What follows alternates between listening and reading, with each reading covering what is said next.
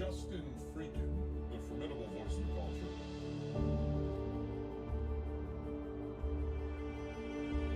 Hey Justin, are you trolling?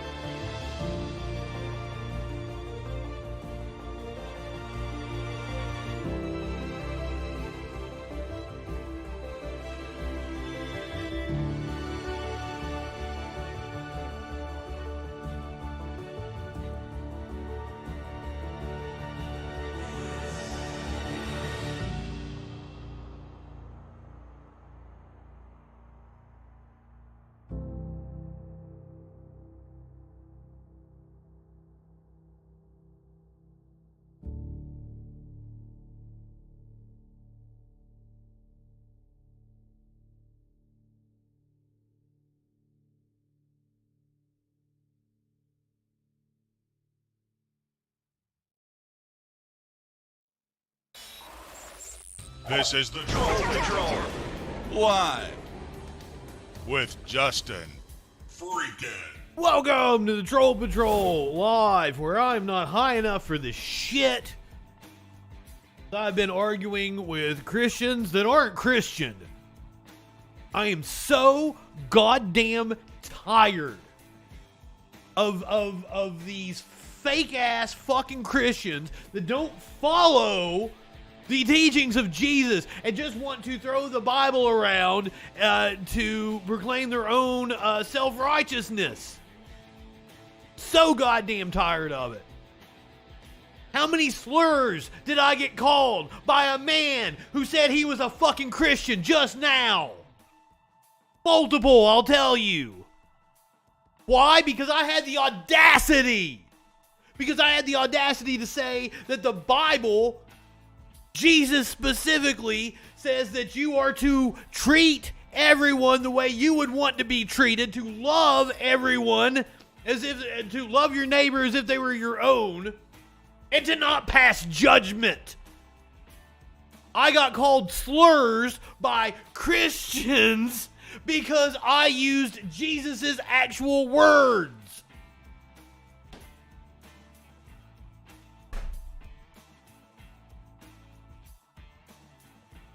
And then got told I've never read the fucking Bible. Then I quoted Matthew 25:40. Matthew 25:40. And the dude responded back and was like, well, that's a verse about hypocrites. And I said, yes, sir. It absolutely is a verse about hypocrites.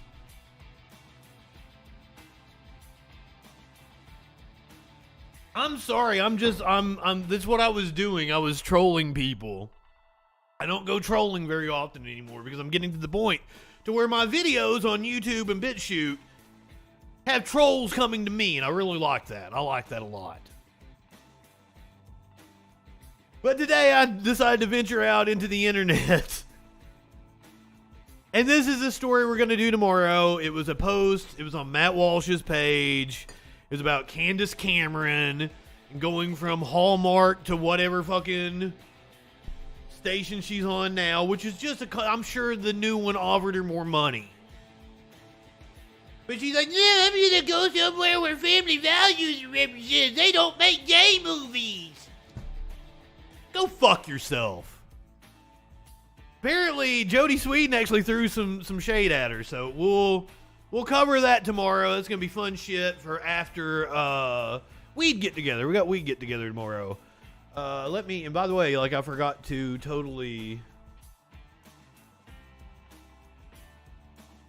save the promo for the Weed Get Together tomorrow. Weed Get Together tomorrow. The Full House actress, yes, Candace Cameron. Got dunked on by Jodie Sweetin, who's fucking cool, by the way. If you guys don't know, hold on, let me remember their names. DJ from Full House, not cool. Stephanie from Full House, super cool. We'd all party with Stephanie. Just making sure you got it. And then the twins, who knows? They seem weird. Yes, she's Kirk Cameron's sister. Oh wow, you never put that together? And like, here's the thing: is I had a crush on DJ. I thought of the young ladies, and I'm like Stephanie's age, right? Jodie Sweetin, I'm like her age. But I had the crush on DJ. Candace Cameron. I thought she was the prettier one. But by far Jodie Sweetin. It seemed like Jodie Sweetin's a little on the like the left wing woo, isn't she? But still, I'll take the left wing woo over the right wing woo any day. Some of you snowflakes never used Xbox Live Chat, and it shows, says Bill Gates. A lot of you snowflakes never used Xbox Live Chat, and it shows. Being called slurs by a 7th grader, it'll temper you. It'll Oh shit.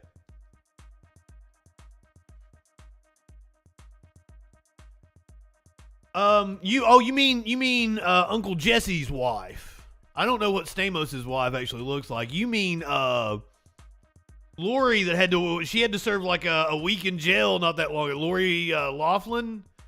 Lori Loughlin?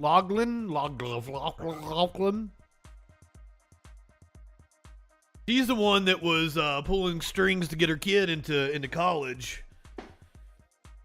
By the way, Mox, clinically, who else is in here? RB, Monsieur Bowles. No Warlord? Interesting. I've Warlord, I feel like oh, Rebecca. Oh, okay. And apparently, you know, John Stamos, yeah, that's his name. Dave Coulier, Bob Saget, like, they were super fucking cool. You know, while that show has that squeaky clean image, apparently things behind the scenes were so squeaky clean.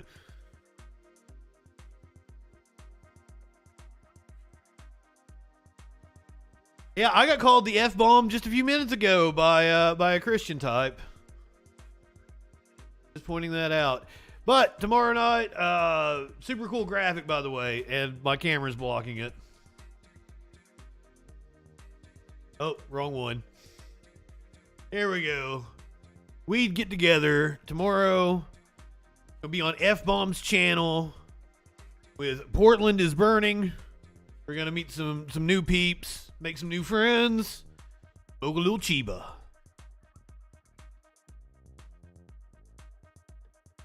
Saget did all the coke. I bet everybody backstage was upset because Saget did all the coke. Also, the show was produced by Jeff Garland. You probably know him as Jeff Green from Curb Your Enthusiasm. I've always assumed that's the same Jeff Garland. Just because I could see him being in that group, right? He plays Larry's manager on Curb Your Enthusiasm. May not be the same Jeff Garland, though.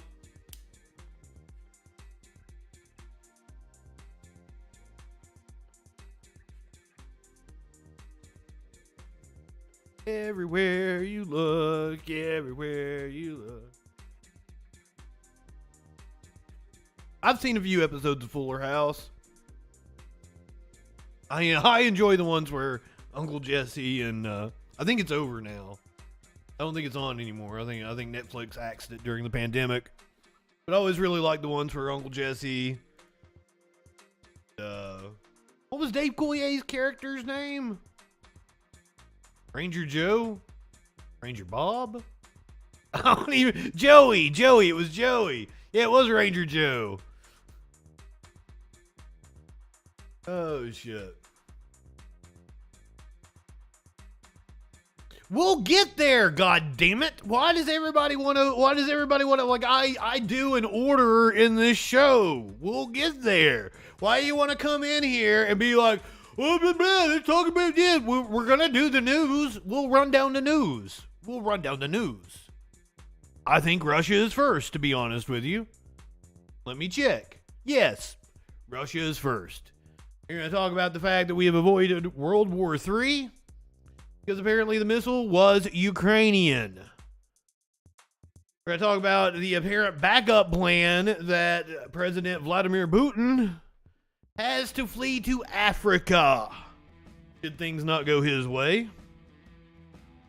That's another one. I got called a Nazi apologist by somebody defending Matt Walsh. Because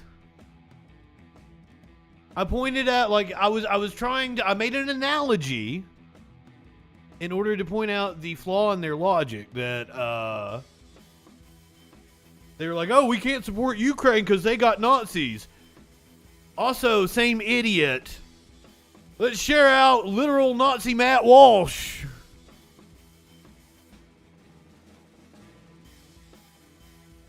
It's the weirdest thing to me. Guy has theocratic fascist in his handle.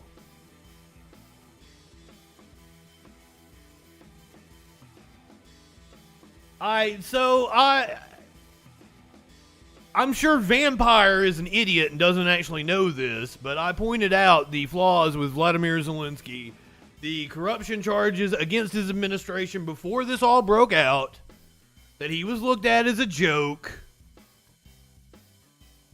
I've put all of this in context, but idiots like Vampire Hunter D want to come in here and fucking operate on faulty assumptions. Because they're fucking morons.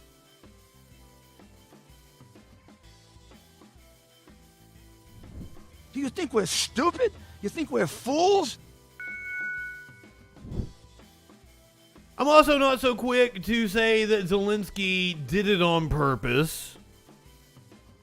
His actions definitely need to be scrutinized, that's for sure. I don't know that yesterday, when he was giving his speech, or last night, whenever the fuck it was, urging more support as to not escalate the war, that he knew that it was a Ukrainian missile that hit Poland.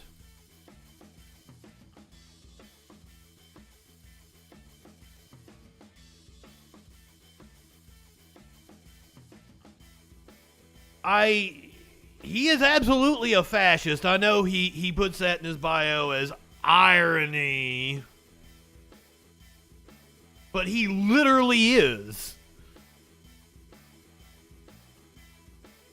So, but I mean, Matt Walsh once called me a formidable voice in the culture. Fucking where is it at? Oh, there we go. Justin Freakin, the formidable voice in the culture. So the dude can't be all that bad, right? I had a whole argument. Matt Walsh is actually not obsessed with me after he found out, basically, because, like, I had more than one run-in with Matt Walsh.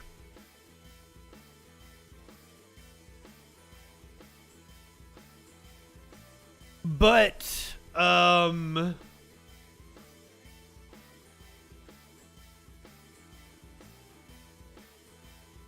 guess when he saw that I was using his words to try to, like, clout chase and shit, and that I was mocking him back, the Daily Wire quit paying attention to me. I can't get them to retweet me or anything anymore. And, like, I got retweeted by him, like, 5 times in a row.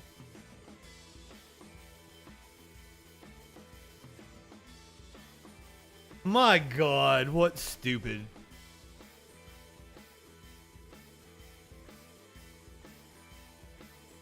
There is no indication that FTX was laundering money for the DNC.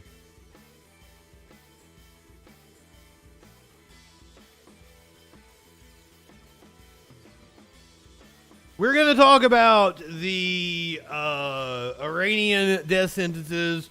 The first death sentences have come down on protesters. But we're also going to put that in the context because there is a wild claim going around on the internet that they are going to put 15,000 people to death in a mass execution. And that's just not true. Vampire Hunter, you're an idiot. You're a fucking idiot. So, I mean, I wouldn't trust you with anything.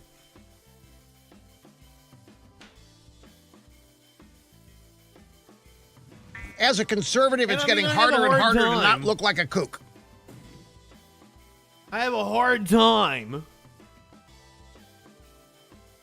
keeping up with all of your fucking conspiracy theories that you guys are constantly throwing out. Every day is some new bullshit that I have to go learn about something that I don't want to have to fucking learn about just to prove you guys are idiots.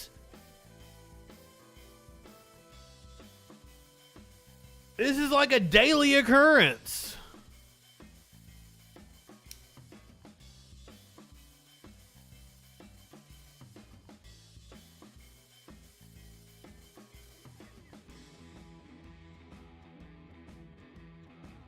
Oh my God. Hunter and Joe's Ukrainian corruption. What do you mean? What do you mean by Ukrainian corruption? What the fuck do you mean by that?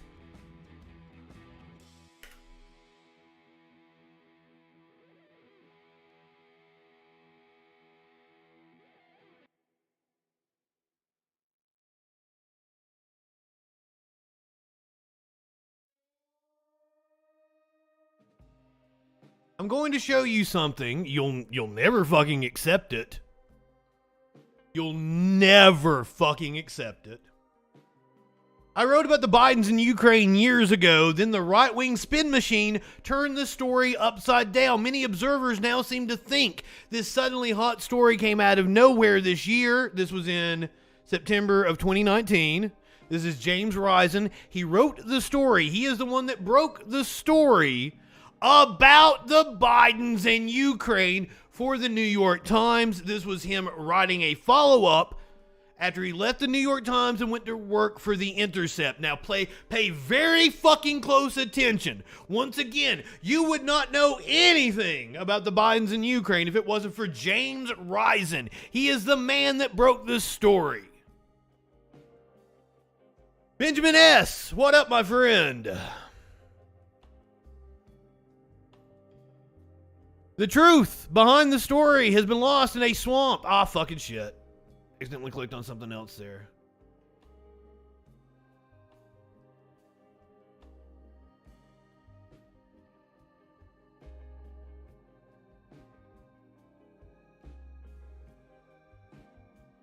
Under Biden was the family millstone around Joe Biden's neck, the kind of chronic problem relative that plagues many political families. George H.W. Bush had his son Neil. Jimmy Carter had his brother Billy. Still, when Joe Biden went to Ukraine, he was not trying to protect his son. Quite the reverse. The then vice president issued his demands for greater anti-corruption measures by the Ukrainian government, despite the possibility that those demands would actually increase, not lessen, the chances that Hunter Biden and Burisma would face legal trouble in Ukraine. The story is backwards. Right-wingers got it wrong.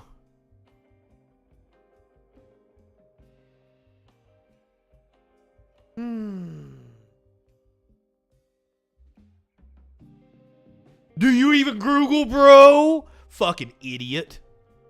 I'm so tired of right-wing fucking morons.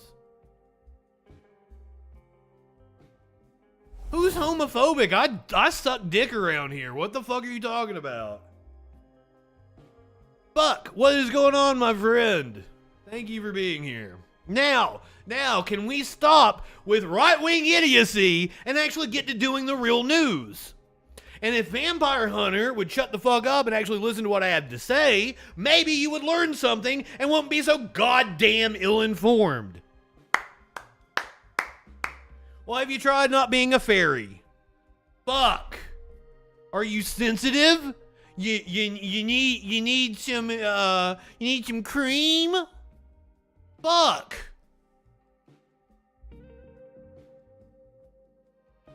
Fuck Nazis! Good evening! Glad to see you, my friend. Fuck Nazis indeed. Always a message I can get behind. We are going to talk about the news now. Before I was so rudely interrupted. I've got some video that's going to crack you up. We watched the Trump announcement last night of him running for president in 2024. Apparently, a lot of people thought the same thing about his speech that we did. That, geez, he's a lot of low energy here. And they tried to leave. The staff at Mar-a-Lago wouldn't let them leave. Ha ha ha ha. Ron DeSantis says, hold up. Leave me out of your feud. Let's not start this whole thing with Donald Trump just yet. I think he's still waiting to see what happens with the legal entanglements before he makes his move. A Trump backer, a billionaire that helped him win in 2016, says, not this time. We're going to hear from George Conway, his thoughts about the announcement.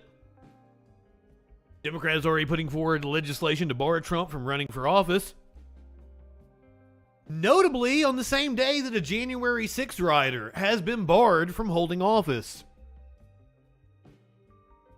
I believe we watched a piece on him a couple weeks ago. This was Vice News. It was the Cowboys for Trump guy in Arizona. He oversaw the county elections, if I remember correctly. On like a county board. He's now been barred from holding office, even though he was just reelected.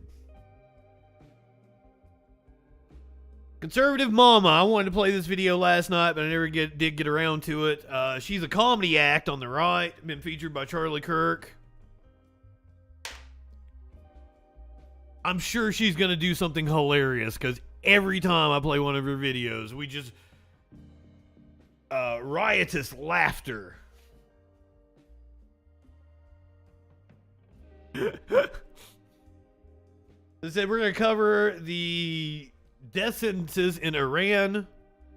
The first protesters have been sentenced to death, but we're going to clarify a lot of misinformation that has been promoted by Newsweek, Justin Trudeau in Canada.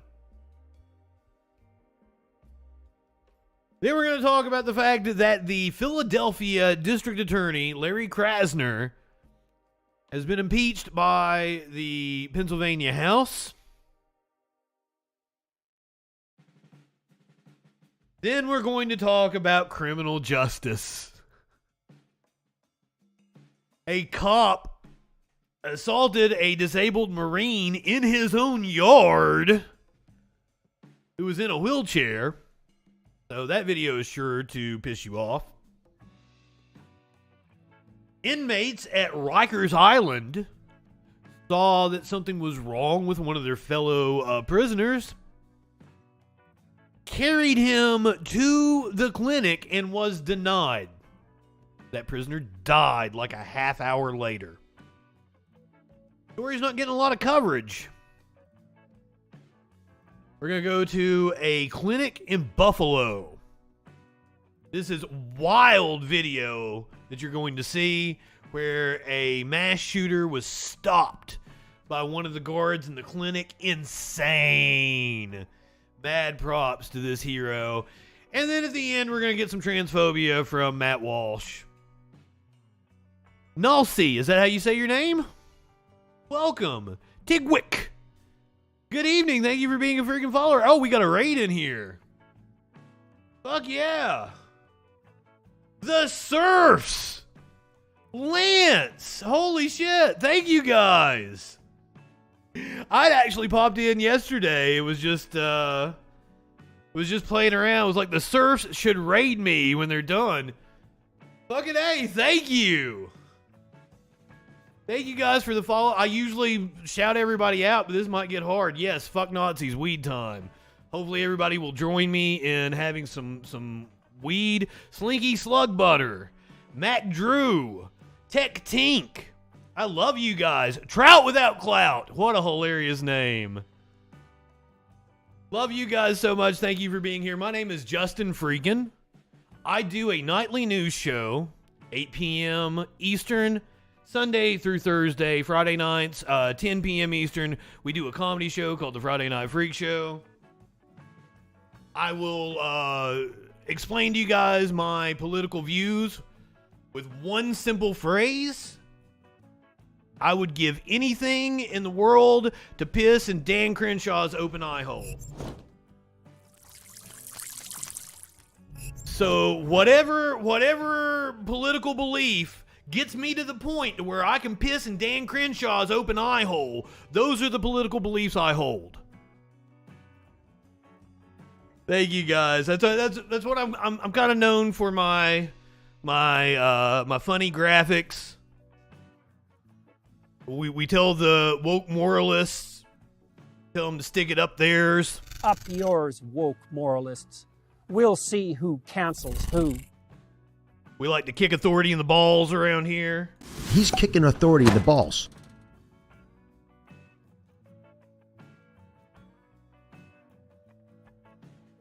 So thank you guys. Thank you guys for the raid. Let's celebrate with a bong. You came right at the beginning. We haven't even covered the news yet. I've just been bitching about right-wingers in the chat. I seriously, I would love to shout all of you guys out, but there's a bunch of you. DJ Dub, Narcissus, 1979. I know I fucked your name up. Your progressive aunt, the emo dragon. Love you guys so much.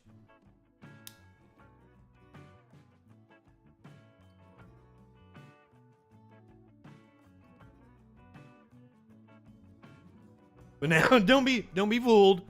We do a serious news show. I may have a troll head as a logo, but we do a serious news show around here. I was running down what we're going to talk about tonight. We've got video from Mar-a-Lago last night where people tried to leave during the Trump announcement because it was so low energy. We're going to talk about legislation that might bar Trump from running for office. We're going to go into the impeachment of the Philadelphia District Attorney, Larry Krasner. by the Pennsylvania House that happened earlier today. We're going to cover the passage in the Senate of the Respect of Marriage Act and the triggering of the right-wingers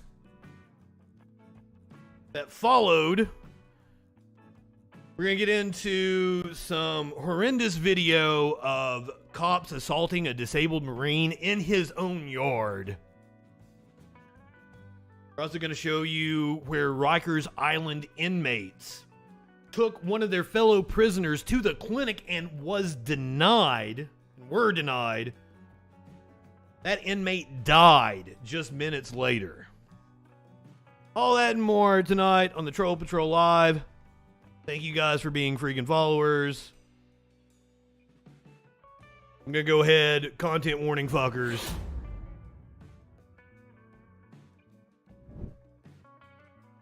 So glad to have you guys here. Play the commercial Appliance Direct. I'm not familiar. I don't watch commercials, so I'm not exactly familiar with that. But for those of you that came from the service, I actually have the commercial where Lance shouts me out that I'm forever grateful for. Hold on, it's at the end of this one, actually. I'm gonna scroll at. Oh, there we go. Hi. Yeah, go to the Freak store. You can get your Right Wingers or Morons shirt. Oh, maybe that wasn't the right one. Hold on. There we go. Tones, good evening. Now we turn to YouTuber Justin FREAKIN. The guy's, he's a formidable voice in the culture. Uncensored and unfiltered political talk and debate from a leftist perspective. The day's top news stories and videos with astute social commentary. Not high enough for this shit. All we're establishing is this guy's wicked sick aesthetic. Right wingers are morons. You brought back the wrong kind of fucking cake, you idiot. Guess I gotta thank Matt Walsh for introducing me to Justin FREAKIN. Yet you're like, we'll pray for somebody. You think you can telepathically communicate with a deity, and you have the audacity to say somebody else has a mental disorder. For the love of God. The man with the beard there was, we called him Maskless Moses. It was Ben Martin. He is, I need to check up on what happened to him. He was being prosecuted for his role in January 6th. That clip of me talking to him on his show that was called Man Up Mondays. That clip was from before January 6th. He actually stopped doing his streams Man Up Monday because Justin came and manned up and he didn't like that too much. I just kept asking him one night that he was talking about men wearing dresses, and I was like, I'd fuck a man in the dress. Are you not man enough to fuck a man in a dress? And it just completely threw him off his game. Oh yeah, we live in sexual anarchy around here. You live in sexual anarchy? I ain't gay, but I ain't straight either. All right, let's actually get to the news. I'm going to put the newsman persona on because that's what I actually did. I actually did used to do the news. First things first, we got to talk about the avoidance of World War III now. Thanks to the fact that the missile that hit Poland yesterday did not come from Russia. NATO, Poland say missile was Ukrainian stray, easing fears of wider war. A missile that crashed inside Poland was probably a stray, fired by Ukraine's air defenses and not a Russian strike, Poland and military alliance NATO said on Wednesday, easing international fears that the war could spill across the border. Nevertheless, NATO's chief said that Russia, not Ukraine, was still to blame for starting the war in the first place. Don't say that. With its February invasion and launching scores of missiles on Tuesday that triggered Ukrainian defenses. Thank you to everybody that's become a freaking follower. Thank you to everybody that's subbed. You guys fucking rock. This is not Ukraine's fault. Russia bears ultimate responsibility as it continues. It was a Ukrainian missile, but like this was not Ukraine's fault. According to NATO Secretary General Jens Stoltenberg, who told reporters in Brussels, NATO ambassadors held emergency talks to respond to Tuesday's blast that killed 2 people at a grain facility in Poland near the Ukrainian border, the war's first deadly extension into the territory of the Western Alliance. From the information that we and our allies have, it was an S-300 rocket made in the Soviet Union, an old rocket, and there is no evidence that it was launched by the Russian side. It is a highly probable that it was fired by Ukrainian anti-aircraft defense. According to Polish President Andrzej Duda. Wasn't that Kanye's mom's name? Duda. Ukrainian President Vladimir Zelensky demurred, saying, "I have no doubt that it was not our missile."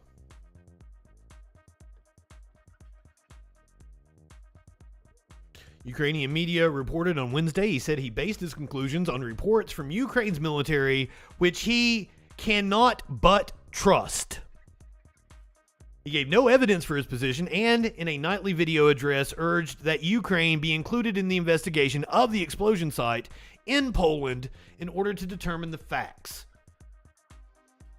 The cops want to investigate themselves. Asked about the discrepancy in accounts from Ukraine, Poland, and NATO, a State Department spokesperson in Washington said, "We are aware of President Zelensky's comments, but we do not have any information that would contradict Poland's preliminary findings."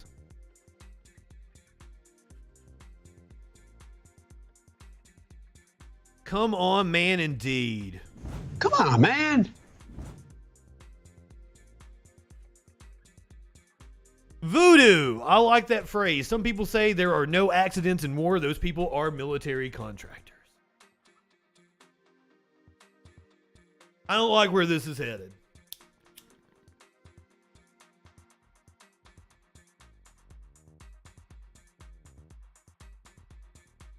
Now, we got new people here, so I might need to clarify. I have a far more nuanced take on Ukraine. First of all, I had to admit that I was wrong because the entire time in the lead up to Russia's invasion of Ukraine, I didn't believe the U.S. intelligence reports. And every night that we were doing that news, what up, James? Every night that we were doing that news, I was expressing my dismay at the saber rattling and my skepticism towards U.S. intelligence. Then Russia actually invaded and I had to eat my words. Okay. It actually happened. I didn't expect that it was coming. Ukraine has a right to defend itself. Absolutely. And it might be in the U.S.'s interest to support Ukraine. I am very much against dumping billions upon billions of dollars into the hands of defense contractors. Always have been. I don't think defense contractors should exist. If you are going to have a military, there definitely should not be a private industry mechanism involved in it. As to take out the profit motive, I'm sure a lot of you have read Smedley Butler, War is a Racket, and it indeed is trout without clout. I love the trout avatar.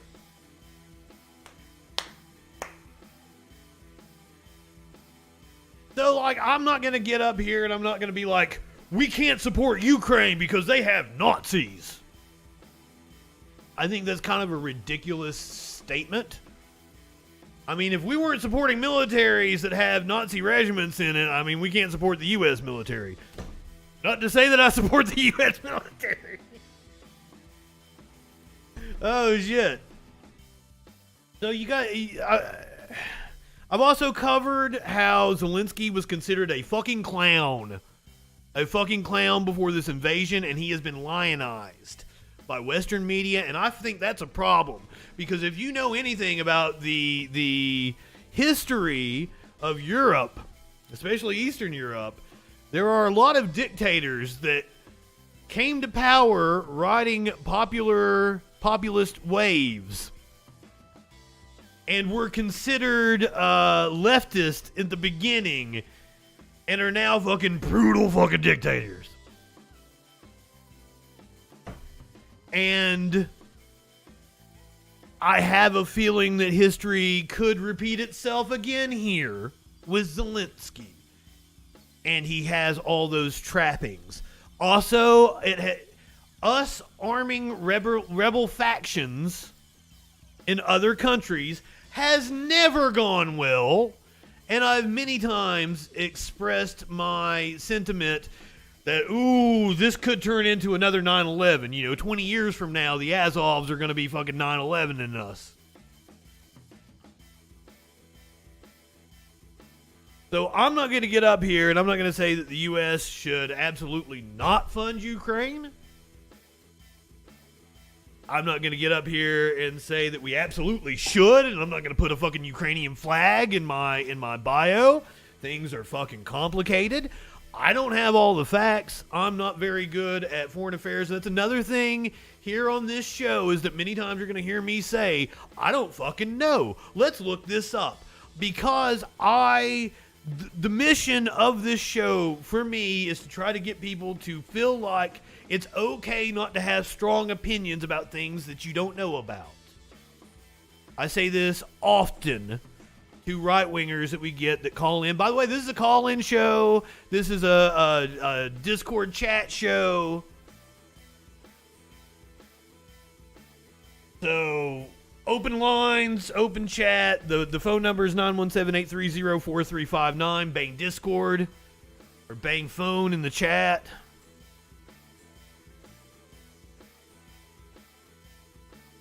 Oh, I totally see I have long seen the patterns in U.S. foreign policy. But that also doesn't mean that, okay, so like, I had a Jimmy Dore type fan call in not that long ago. No, wait a minute, maybe I'm conflating two calls, I'm sorry. We had a right-winger call in. This was DM, I think, that we were talking about. And he asked me why we were sending billions to Ukraine. For what reason? And I said, because between Ukraine and Georgia, that's like 25% of the refining capacity of the oil that comes from the Caspian Sea. Now that's just a fact. And I may be off on my numbers there. But it is a significant portion of the refining capacity of the oil that's coming from the Caspian Sea. Now, you can have an argument about whether it's the U.S.'s place to support Georgia, support Ukraine, in order to keep them flowing oil to the international conglomerate. That's totally fine to have that conversation. Don't take my explaining why we're sending those billions over as me endorsing the fact that we're doing it. Potato, exactly. You're exactly right. My numbers say we have 69 people in here right now. Nice. Down from the 180 that came in with the serfs, but hey. You live in sexual anarchy? Oh yeah, news. What that news be doing? That's what we do here on this show. We find out what that news be doing. This one is one of those where we don't do this very often. Usually I'm giving you news that is factual. This one is a rumor, and I will always tell you when it's a rumor and we need to take it with a grain of salt. This is one of those. But it's one of these fun ones that we want to talk about. Vladimir Putin reportedly has a backup plan to escape to Africa. Interesting. Because this is coming from a source called... I can't see it here. Hold on. Let me put it in a different browser. So I can tell you what the source is. I will always let you know the source is. Oh My Mag is the name of the source. So I've never heard of it. I don't trust it. Grain of salt. Vladimir Putin was supposed to take part in the G20 summit Kim Jong-ping. Love your screen name. Vladimir Putin was supposed to take part in the G20 summit in Indonesia, but had announced that he will not attend after all. He used the time instead to meet on Friday with an ally from Africa, namely the leader of the Central African Republic, Faustin Archange Touadéra. Butchered that name. Sorry, that's a running gag on this show that I just butcher names. I'm worse than Sam Cedar, I assure you. According to a statement by the Russian government, the two presidents met to strengthen the bond between the two countries. Presidents expressed the shared intention to intensify bilateral political, trade, and economic cooperation, including in the fuel and energy sector. The presidents expressed the shared intention to intensify bozo-centric. Me too, my friend. Thank you for being a freaking follower. According to the same report, Touadéra's grip on power has been secured by Vladimir Putin's so-called private army, the Wagner mercenary group.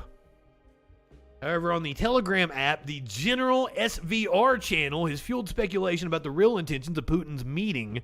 The channel is known for unverified claims about Putin, but also predicted well in advance the announcement by the Russian president about the disastrous mobilization campaign of reservists.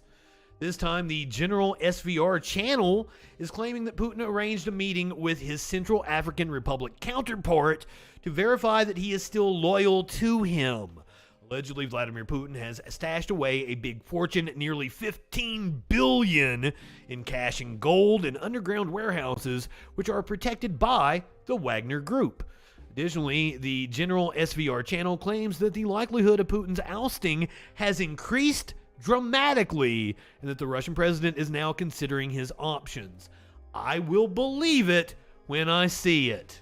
Yeah, I'll believe it when Putin gets canceled by the woke moralists. Up yours, woke moralists. We'll see who cancels who.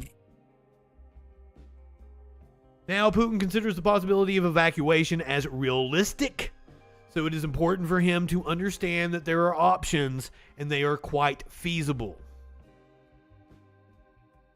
So once again, take that with a grain of salt. I do not endorse that report.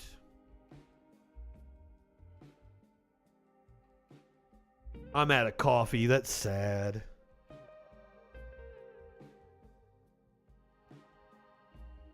Keep with the foreign affairs now. Iran.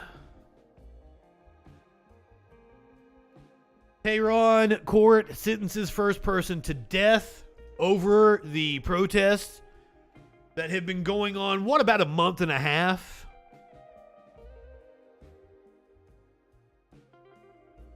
We had our friend Mitra come on, and she is an Iranian American activist and a film producer in Hollywood. She came on about 3 weeks ago. About a month into the protest, let us know what was going on. I highly recommend that piece that's up on my YouTube channel. Go check that out. A court in Iran has issued the first death sentence to a person arrested for taking part in the protests that have engulfed the country. This is according to Iranian state media. A revolutionary court in Tehran found the defendant, who was not named, had set fire to a government facility and was guilty of enmity against God. Sounds pretty base to me. That's what we encourage around here. He's kicking authority in the balls.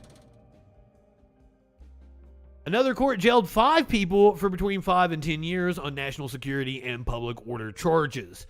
A human rights group warned authorities might be planning hasty executions. At least 20 people are currently facing charges punishable by death, Norway-based Iran Human Rights said, citing official reports. Its director, Mahmoud Amri Moghadam, I'm sure I butchered that as well, called on the international community to take urgent action and strongly warn the Islamic Republic of the consequences of executing protesters. Protests against Iran's clerical establishment erupted 2 months ago after the death in custody of Mahsa Amini, a 22-year-old woman who was detained by morality police for allegedly breaking the strict hijab rules. Then we've seen a couple of others die in custody. And we've seen protests take to the streets with women burning their hijabs. And my favorite form of protest has been young men going and knocking clerics' headdresses off.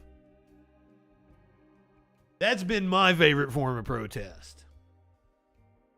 Iran's leaders have portrayed the protest as riots instigated by the country's foreign enemies. Sound familiar to you guys?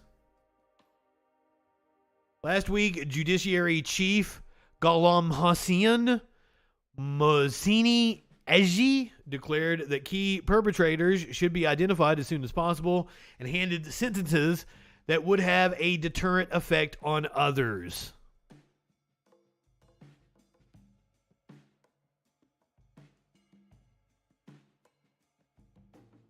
He warned that rioters could be charged with morba, enmity against God, efaz fil arz, corruption on earth. I'm butchering all of these words. And Baghi, armed rebellion. I like that. Baghi.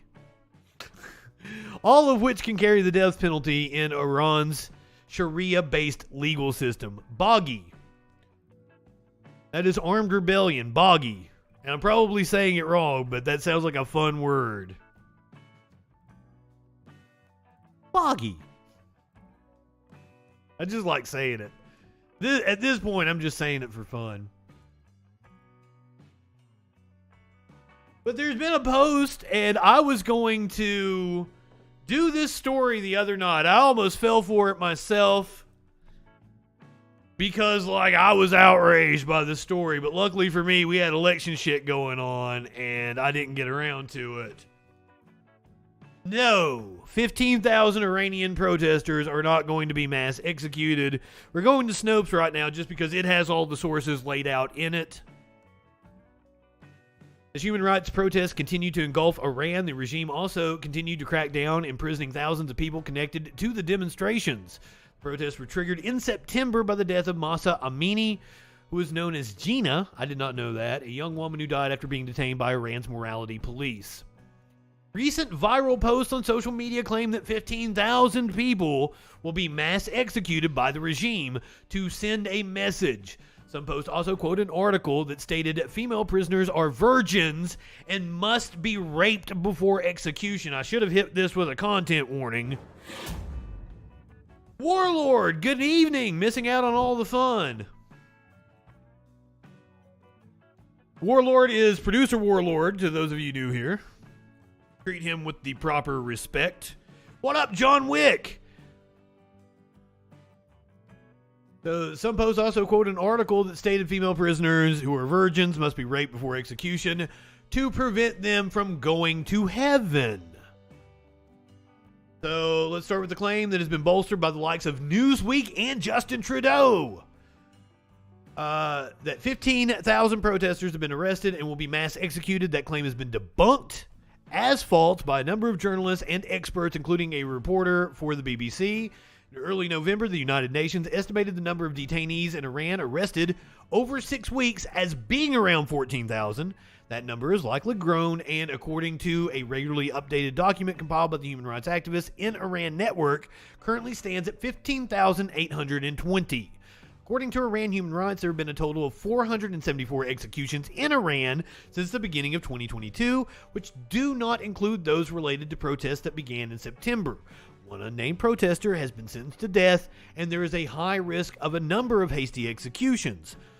According to official reports, at least 20 other protesters are facing charges punishable by death. This comports to the story we just read from Reuters. A Newsweek article erroneously repeated the claim that 15,000 people are facing execution in its headline. Now, there is a grain of truth to that, as 15,000 people could possibly face execution as a result of what is going on. It has since been amended to state Iran protesters refused to back down as first execution sentence handed down. CFC. CFCW. Thank you for being a freaking follower. We're so glad to have you here.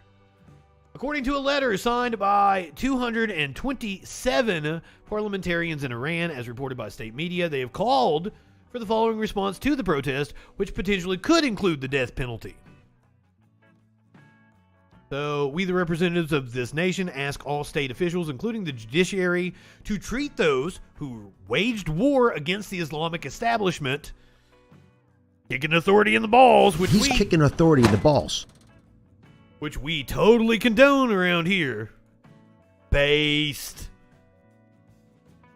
And attacked people's life and property with the Daesh terrorists in a way that would serve as a good lesson in the shortest possible time. Sounding a lot like Donald Trump from last night now, isn't he? Who is we?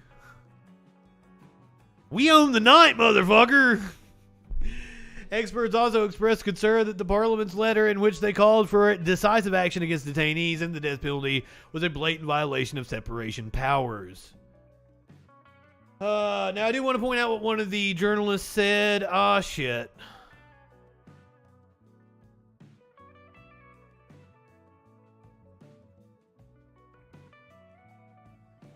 It was from a tweet. Basically, let me summarize what they said. The Iranian regime is doing enough horrible shit. You don't have to make up bullshit about them. And I wholeheartedly endorse that message. CFCW, perhaps you're a right-winger, and right-wingers are morons. But maybe you want to have a conversation with me, and I would love to have a conversation with you. The phone number is 917-830-4359. Bang phone, bang Discord. They totally hooked you up in the chat. And it's down in the description, I do believe. So if you want to have a conversation with me, give me a ringy-ding-ding. I would love to talk to you. I'll give you just a second, because here's the thing. For those of you who are new here, we do like a commercial break. We do it in between 5 till and the top of the hour. So we get 3 minutes of the Twitch commercials, get them totally out of the way. I play my own commercial break. If you're not subbed, you see my commercials. If you're subbed, you see my commercials. If you're not subbed, you see Twitch's commercials. I go refill my drink. I take a tinkle. Then we come back and we do more news. You seem like you have something you want to talk about. So if you got something on your mind and you want to talk about it, let's talk about it. If not, when we come back from the other side of the break, we are going to get into the announcement from Mar-a-Lago last night, where we have video of people wanting to leave, but apparently Mar-a-Lago's staff didn't want to let them leave. One of the most influential backers of Trump's 2016 run has said, "Nuh-uh, not this time." A January 6th rioter has been barred from holding office under the Insurrection Act. And a Democrat is proposing legislation that is going to have the same effect on Trump, hopefully. We're going to talk about the passage of the Respect of Marriage Act in the Senate earlier today. The unfortunate impeachment of Philadelphia District Attorney Larry Krasner. The Philadelphia House and what his upcoming trial is going to mean. Heart-wrenching video of cops assaulting a disabled Marine. Yeah, for those of you that may need a summation of exactly what we do here, I focus on electoral politics first and foremost, followed by criminal justice, and then we do worker rights. Those are my focuses when it comes... Focuses? Those are my focus. That's not a plural word, is it? Never make fun of the dude on Jeopardy saying meese, because you may get caught up with your own word that you don't know if it's plural or not. I forgot what I was talking about. But all that and more when we come back on the other side of the break. You're on the Troll Patrol live.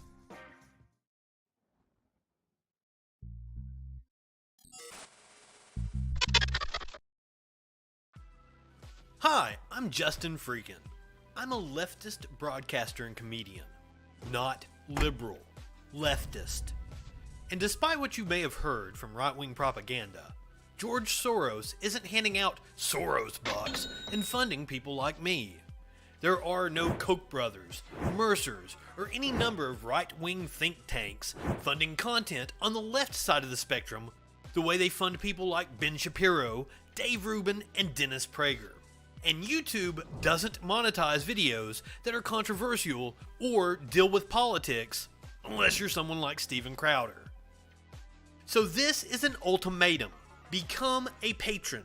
Support my Patreon, or I'm going to become a right-winger and get some of that easy money. You know for a fact that I could be bigger than Charlie Kirk or Jesse Lee Peterson. Amazing! All I have to do is talk about how I used to be an SJW snowflake, but the left went too far with their cultural Marxism, and Republicans are stupid enough to buy it, even though this video exists. And you know I'm right, so give me your money or I'm selling you out.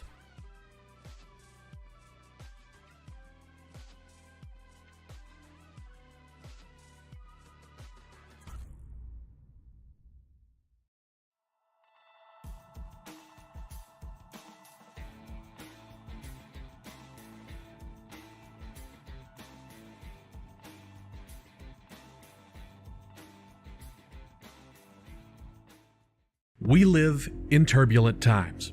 The media is full of deception, conspiracy theories, and fake news. Now, more than ever, it is important to ensure you're getting information from a source that's freaking reliable. I'm Justin Mullins, and this is the Freakin' News. Get a breaking or interesting story with a humorous twist in about a minute weekdays, 8 a.m. Eastern on YouTube, BitChute, Odyssey, and more.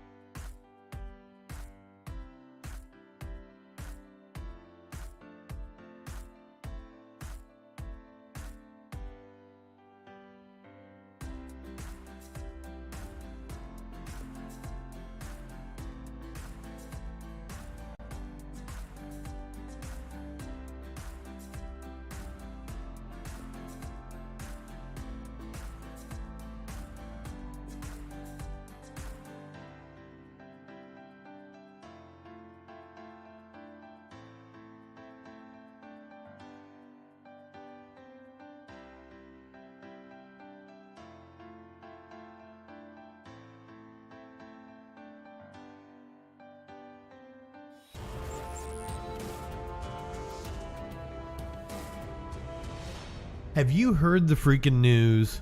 YouTube, Facebook, and all of big tech are trying to do a cancel culture on Justin Freakin. Up yours, woke moralists. We'll see who cancels who. Help the channel stay alive and grow by subscribing or following, and be sure to turn on notifications so you don't miss any of the fun, even when one platform tries to shut us up. He's kicking authority in the balls. If you haven't to spare and really want to show support, consider subbing on Twitch, becoming a patron, or a member on YouTube. You'll get access to extra delights and debauchery, and you'll have my eternal appreciation. Thank you for being a freaking follower, and have a great freaking day.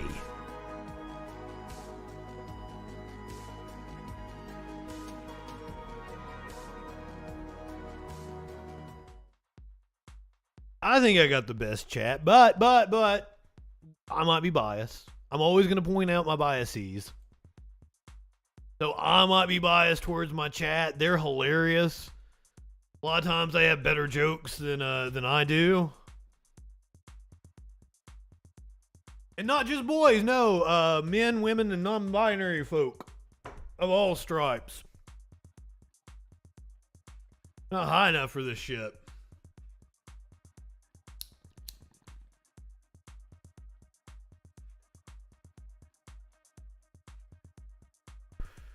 This is my dating profile, too.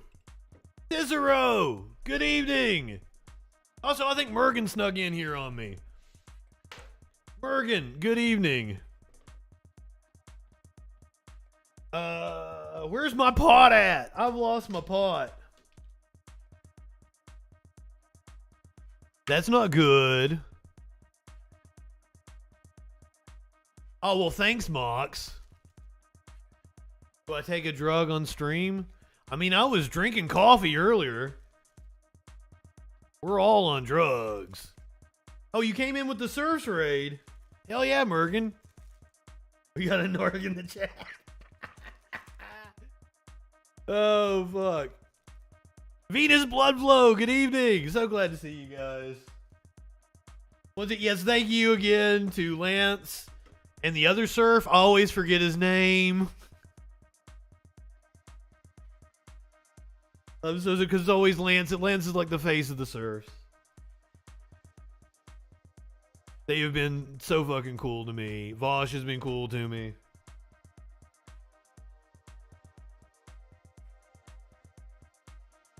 So happy to have the new members of the community. Give me 1 second to get some more weeds up. Venus Bloodflow, were you here with... I had a buddy on the Freak Show. By the way, the Friday Night Freak Show this week. Jason Society. I don't have the promo ready yet. Jason Society will be my special guest co-host this Friday on the Friday Night Freak Show. James, thank you. I greatly appreciate that. And the reason behind that is because I started doing radio when I was 16 years old. That was the year 2000. In the year 2000. I've worked in radio, television, newspaper. It's really funny when I go to a gas station and people are all kind of calm or something. They'll ask me something and then like my booming voice wakes everybody up. Like I'll walk up and be like, "Good afternoon." Really fucks with them.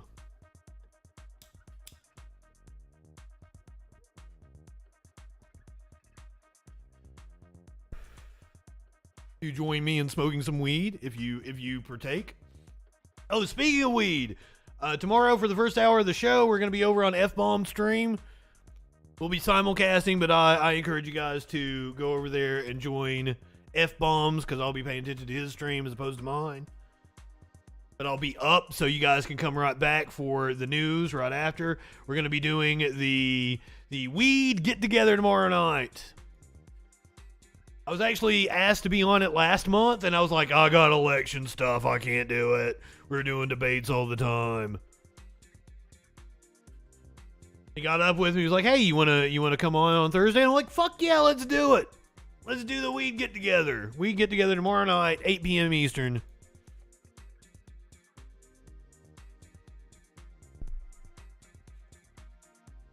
I have got hilarious stories about phones and my voice.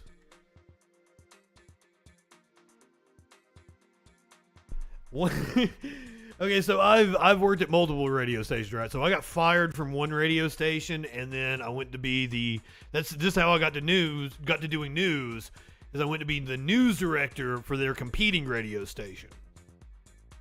Now, at the other station I'd worked at, I was in high school. I answered phones. I was running the boards. I was putting commercials in like Reds games and shit. And then you would hear me like doing the weather overnight, right? So this was like my first real job where I'm really on the radio. And I didn't have to, I never had to answer the phones at the new radio station. One day, the board operators, it was a much smaller radio station, so there weren't that many people there. The secretary was gone to lunch, and nobody else was there, me and the board op, and the board op had to run out real fast. He was like, hey, can you, watch the board, answer the phones? And I remember Rush Limbaugh was on at that time, and I listened to Rush Limbaugh. I just sat there. It was like, fucking, I was already a leftist by this time. Yeah. I was in radio in East Kentucky, so Cincinnati Reds was our team. So I'm sitting there listening to Rush Limbaugh and the phone rings and I pick it up. I used to work for the station called East Kentucky Broadcasting. I was now working for a station called Q95 FM. So I pick up the phone and I'm like, East Kentucky Broadcasting, and boy was I lucky that it was the sales manager and she understood that it was just, force of habit.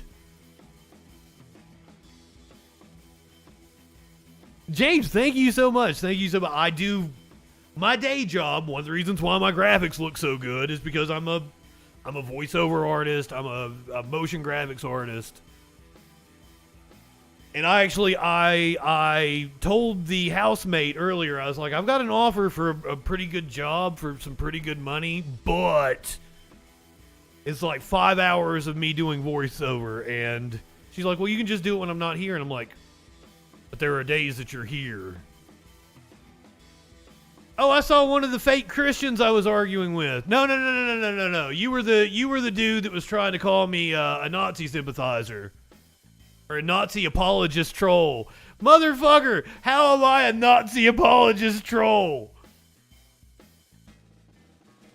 Here's the thing. Phone lines are open. Discord is open. Bang phone, bang Discord, 917-830-4359.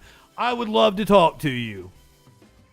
I would love for you to explain to everyone how I am a Nazi apologist troll.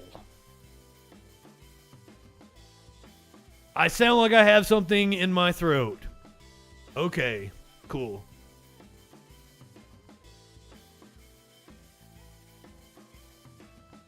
So would you like to talk to me about how because I'm going to pull up the fucking thread. Dude wants to call me a Nazi apologist. Let's all laugh at the fucking idiot and how stupid that is. Oh, fuck. First of all, he was defending Matt Walsh. And since we're talking about Matt Walsh, remember Matt Walsh called me... Justin Freakin, a formidable voice in the culture. He'll say he wasn't defending Matt Walsh. So it was not the BBC, this page right here, posted a Matt Walsh quote about, Ukraine, Zelensky, Poland, blah, blah, blah, blah, blah. Where are we at? Do we have to do all comments?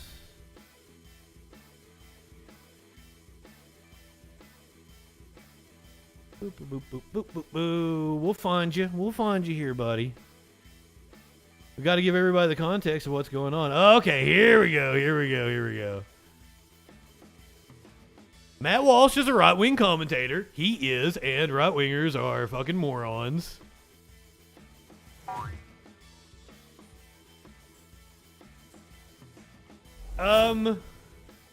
Here we go. He's saying he's not defending Matt Walsh, but how is that relevant? The statement is correct.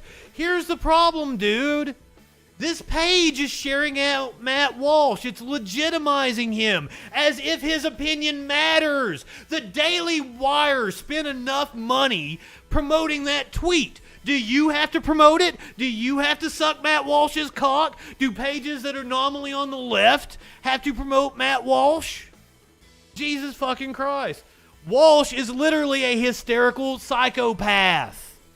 As I pointed out, Matt Walsh is a hysterical psychopath. So him talking about other people being a hysterical psychopath is just fucking idiocy. So the dude responds back to me again, what does that have to do with the statement here? Many left-wingers agree. Well, then why can't the page share out a left-winger that agrees then? If it's such a salient point that it needs to be made, why share out Matt Walsh? If he says the sky is blue, do you reject that too? Laughing my ass off, broken clocks. Well, the sky isn't actually blue. It's an optical illusion as a result of Doppler shift, you dumb shit. When light rays are coming towards us, they appear...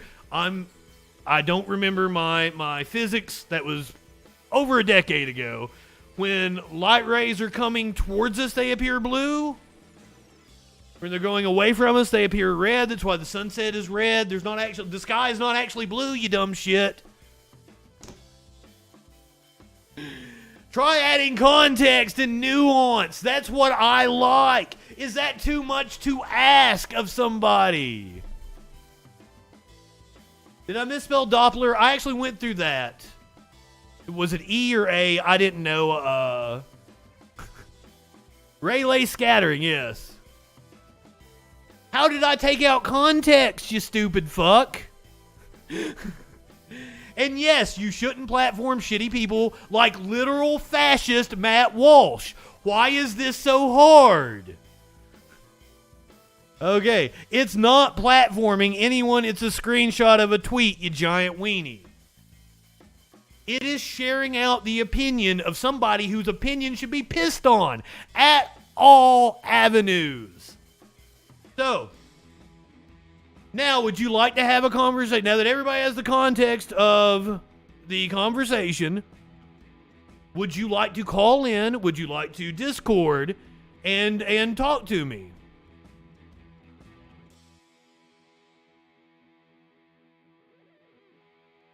Because I'm not going to argue with somebody that's not going to call in or get in the chat. We're just going to go back to doing the news.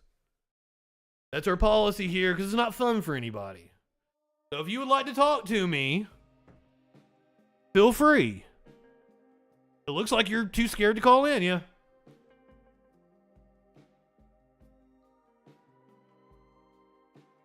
So right-wingers are morons.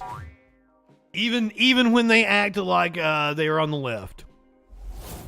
Anti-imperialist.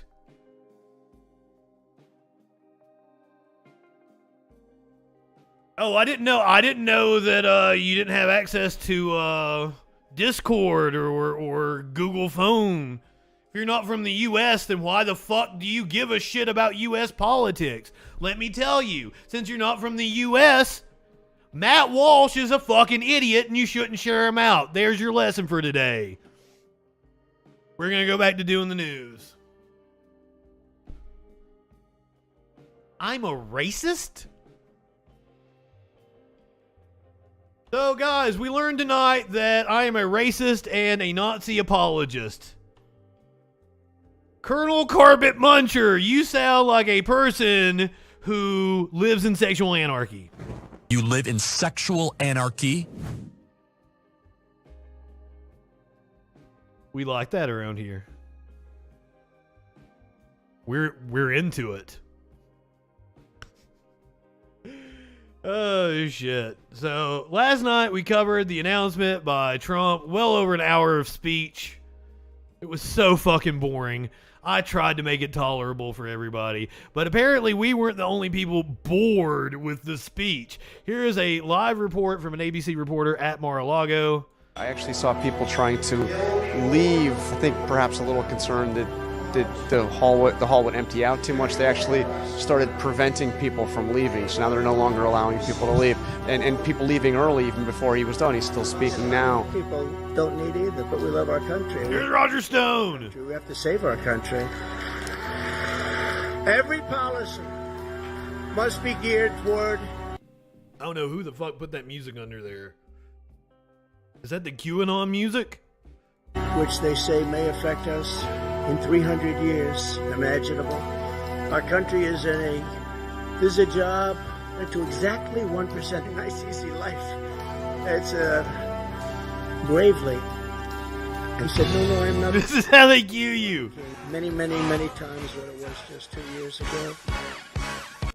There, this is gonna be how they fucking get me a copyright strike. Motherfuck. Buddy, our anti-imperialist friend over on Facebook, stop wasting your time. I've not even read what you said. If you want to talk to me, phone Discord. Ron DeSantis says, hold up. You guys keep talking about a feud between me and Trump. We ain't there yet, apparently. I've said it several times here on the show. DeSantis, is apparently of the opinion that he doesn't want to run if Trump is going to be running. DeSantis puts ice on potential 2024 matchup with Trump. Florida Governor Ron DeSantis said at a news conference on Wednesday that people just need to chill out a little bit when discussing the GOP civil war and a potential 2024 matchup with former President Trump. This is according to Bloomberg News. Why it matters. DeSantis, a potential 2024 candidate for the Republican Party, has faced a number of attacks recently from Trump, who launched his own 2024 campaign on Tuesday night. Go check out my remix of that on TikTok or on YouTube. I laughed my ass off making that.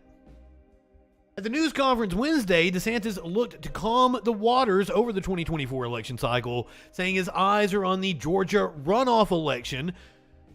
I don't know why that would affect you, sir. That is not your state.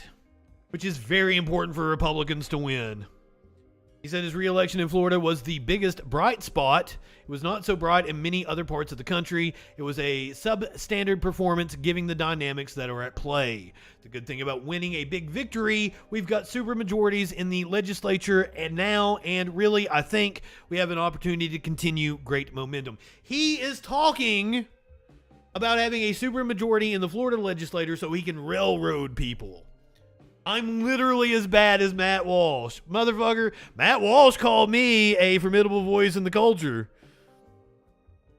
Justin Freakin, the formidable voice in the culture. I sure did trigger this motherfucker, didn't I?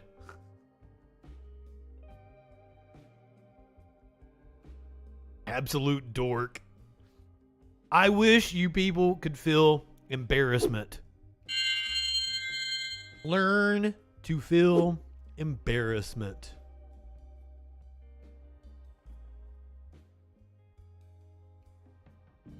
Wait, what?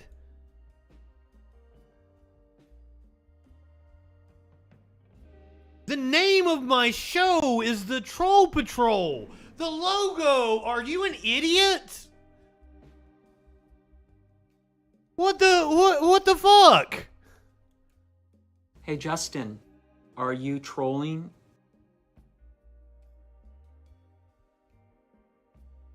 I'm not understood, like, motherfuckers, fuck you, god damn it. No, I love all of my fans. I'm sorry to yell at you like that, but why you gotta do that? Why you gotta do that when I've got this idiot talking to me? How,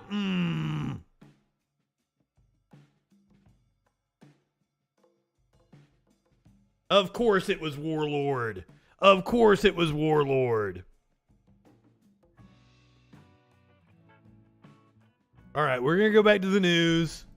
As hard as it is for me, I'm going to ignore the idiot in the chat from Facebook. And of course they came from Facebook. And they're probably over there like thinking I have one person watching me because they're watching on Facebook. They don't understand that the chat on the side is all the other platforms. This happens often. So he's like, why aren't you talking to me? I'm the only one here.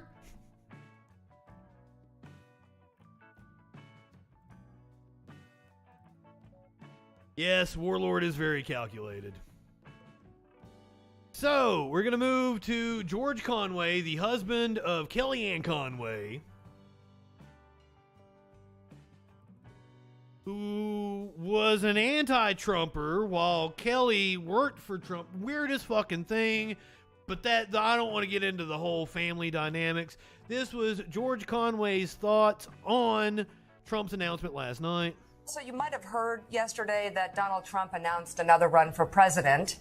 Okay. Ahead of, yeah. Why would he do that? It was like late at night. Because he keeps losing. Ahead of Trump's announcement, Florida Governor Ron DeSantis was asked about the This would be like the Tampa Bay Buccaneers the first year when they went 0-14, asking the NFL if they could have a couple of more games. Willie, I don't understand this. Okay. Remember the Bucs when they had the Willie colors on? And yeah. John McKay was their coach. I think it was a little like wah-wah. I love that. So, but anyhow, they started 0-14. If you were 0-14, would you go to the league and say, hey, can we play 3 more games? Because that's what Trump's doing right now. No, I might humbly leave the stage, but I think that's where we're different. Yeah, as if Trump could do anything humbly. Just the idea of Trump being humble about anything. It's like, seriously, we're doing this and I can't cuss. Well, the league might say no. I don't know about the league. So, but DeSantis responded to some comments that President Trump made about him, DeSanctimonious and all this stuff. Take a listen to Ron DeSantis. We focused on results and leadership, and at the end of the day, I would just tell people to go check out the scoreboard from last Tuesday night. Oh, George Conway, you have a new opinion piece in the Washington Post entitled, "Trump is out for vengeance and to protect..." Fuck Nazis. I looked at your message. I thought you said fuck Nipsey Hussle. And I was like, what did Nipsey ever do to you, dude? What the hell? Sorry, I misread. From prosecution. And you write in part, Nipsey did. Trump announced his run is he fears criminal prosecution. He's a desperate man, a threatened and rabid animal who could face Venus rubbing it in over here. The stolen classified documents, Georgia, over the next year. He thinks running for president and the specter of violence from his fringiest supporters will protect him from the prosecutors. If he's indicted, he promises problems in this country, the likes of which perhaps we've never seen before. And he'll make good on that promise. As Senator Mitch McConnell said last year, Trump was determined to torch our institutions on the way out in January of 2021, merely because he lost an election. So just imagine what Trump would... Wait, what'd I say? What'd I say? Whoa, we're pausing the. I said fuck a couple times? Oh, fuck me. God damn it. God damn it.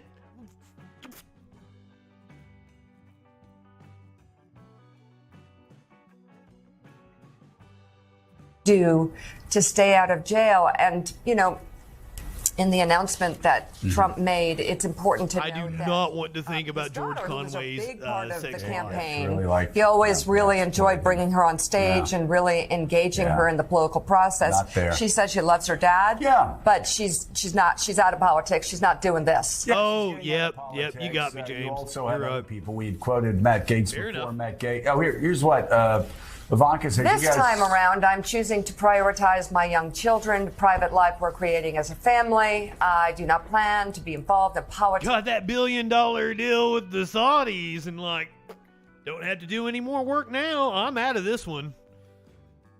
While I always will love and support my father going forward, I will do so outside the political arena. Yeah, so she's supporting Lost outside the political arena, and we've heard the same thing with Jared also. But George Conway, it's very interesting. No politicians lining up to kiss the ring. Even Matt Gaetz, who we quoted who was before, there at this was going to fly down for it, and then he announced yesterday he couldn't come because of weather. I checked my weather app. It looked pretty good. Matt Gaetz in between DC couldn't make it because of weather. PBI, but he didn't make the flight. This is a wounded politician, isn't it? He is. He absolutely is. He does not carry the weight that he once carried. They're clearly not as afraid of him as they once were. They clearly don't want to kiss the ring in the way they once kissed the ring. But the problem is he's still there, and he still has a chunk of the party, of the rank and file members of the party who are almost cultishly in support of him. And he's going to he'll burn the house down before he lets anybody else take the nomination. Burning down the house. So if somebody's going to challenge him, and I think it has to be a one-on-one challenge because of the way the delegate rules worked out. If it's a multi-candidate race occurs, I think he's going to win it. I am a huge David Byrne fan. However, that is one of those songs where the cover is better than the original. Go listen to Tom Jones do some burning down the house. With 30 or 40% of the vote. So I think, the Republican Party has a problem. They have to fight Trump or let him self-destruct. But they're going to be in the blast radius. It's just a terrible Hobson's choice that the Republican Party faces. And he's also, George, as you write about in the piece, under investigation. And part of this, he thinks, is to protect himself from prosecution. You've got a couple of federal probes. You've got the Fulton County, Georgia probe, all the stuff that's going on in New York on a civil and criminal level. There's a lot swirling around him in which he could be directly implicated. But just for people to make clear from your legal perspective, does this protect him in any way from any of that? Absolutely not. It's basically basically it's kind of blackmail. It's a threat. It's a threat of violence, trying to deter prosecutors for threatening impliedly civil disorder. He's done that a number of times. Oh, well, thank you, Progressive On. Call me silly. That's the first message I came back to. Oh, these are the things that happen when bad people do bad things to me, and he wants that to happen. And that's why, in part, he's running. And it's dangerous. It's just a dangerous thing. And the judiciary has made clear I love you guys so much. continue regardless of whether he's a candidate or not. Susan. Fuck George Conway and his oatmeal eating haircut. I guess that was my way of trying to call him a Quaker or some shit. Oatmeal eating haircut. I'm not on my game tonight. Don't hold it against me. This is the night that Lance raids me. Thanks. Oh my god, fucking shit. Lube me too. Lube me too. You live in sexual anarchy? Do you guys remember the show Real Sex? It's only people of a certain age. It was Real Sex on HBO. It came on early mid-90s. And like I used to like sneak and watch that when I was a kid, right? And there was a porn star. I remember. There was a porn star one time, and she, for some reason, this is seared in my memory. And she was like, never use lube, only spit. And now as a 40-year-old man who has lived in sexual anarchy and been a polyamorous pansexual swinger for many, many years now, she's fucking wrong. God damn it, gotta reset it. But she wrong. How, never use lube, only spit. Why would you say that? First of all, it's a hasty generalization, and we don't like logical fallacies around here, so you don't make a hasty generalization about anything.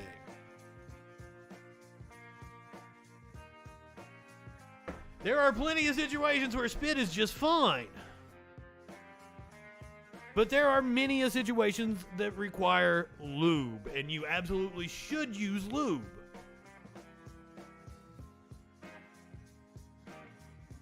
So lube your car with spit. Lube is necessary for many things. We don't kink shame around here. No kink shaming. Maybe they like it raw. I, on the other hand, I don't like pain. I'm a very sensual, loving kind of lover. So I'm into a lot of things where people, because I'm into like the group stuff, for some reason a lot of the group stuff is like, let's tie you up in a basement and let groups take turns. And like, the taking turns is fun, but like, why's it gotta be like degrading? Why you gotta bruise their bodies and call them names and spit on them while you're taking turns? I'm not there. Why can't we all take turns and kiss and be loving about it? I have not watched the new American Horror Story season. Apparently there is an orgy scene. I have been made aware of that. No, I never finished Roanoke. And I've been told I should, that Roanoke was pretty good. That was like the one before it would have been the last full season I watched. I never finished Roanoke. And then I tried to watch the Trump one, and I'm like, I can't do this. And I just haven't gone back.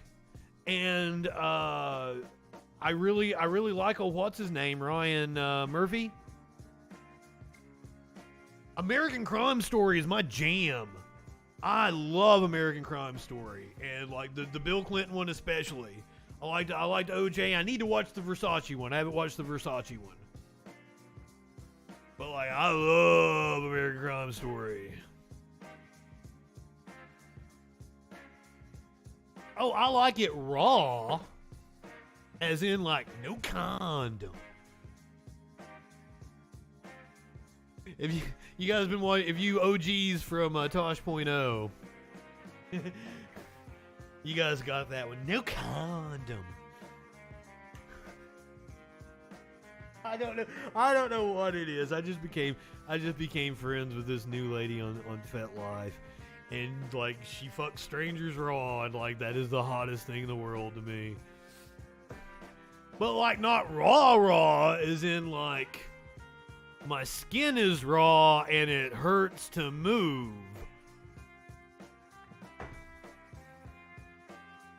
No condom. Yeah. Those of you guys that don't know what I'm talking about, it's just this. It's like a close-up shot of this couple, and the dude's like telling the young lady all the nasty things he's gonna do to her, and I can't remember how he gets to it, but he's like, no condom. And then like the camera pans out, and he like pats the driver on the shoulder, is like, thanks, Mr. Thompson, have a good night.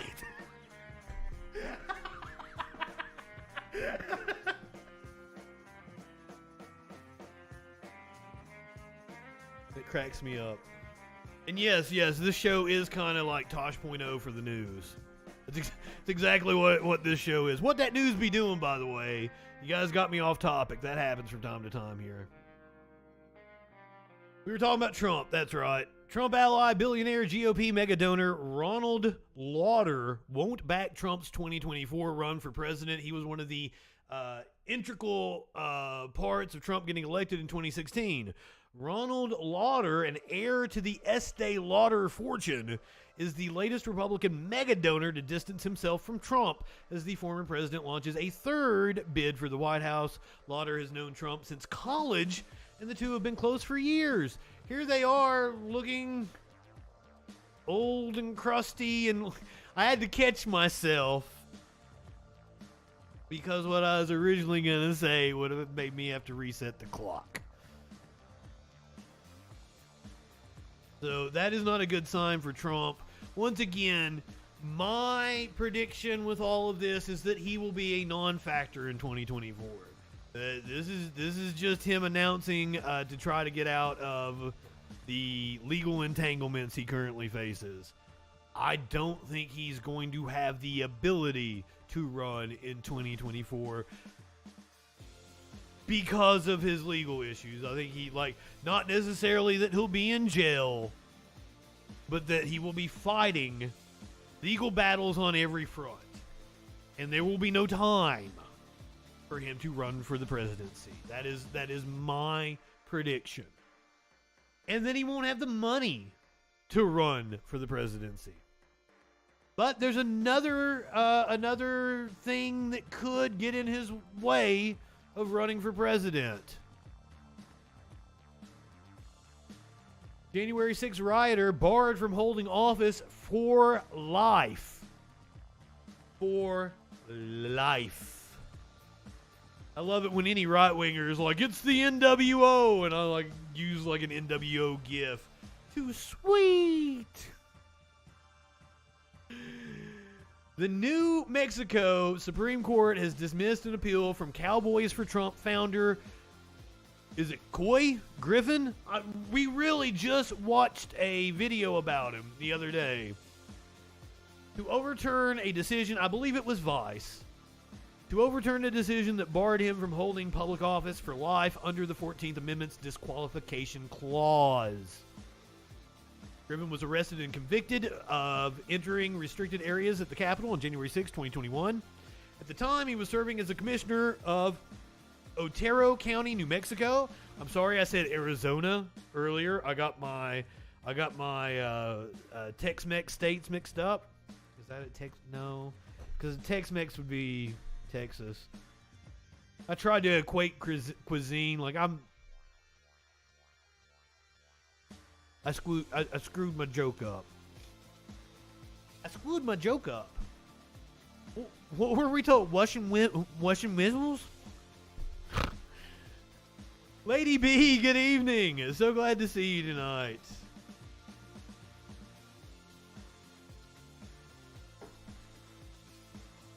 Oh, I like making fun of myself whenever I screw things up.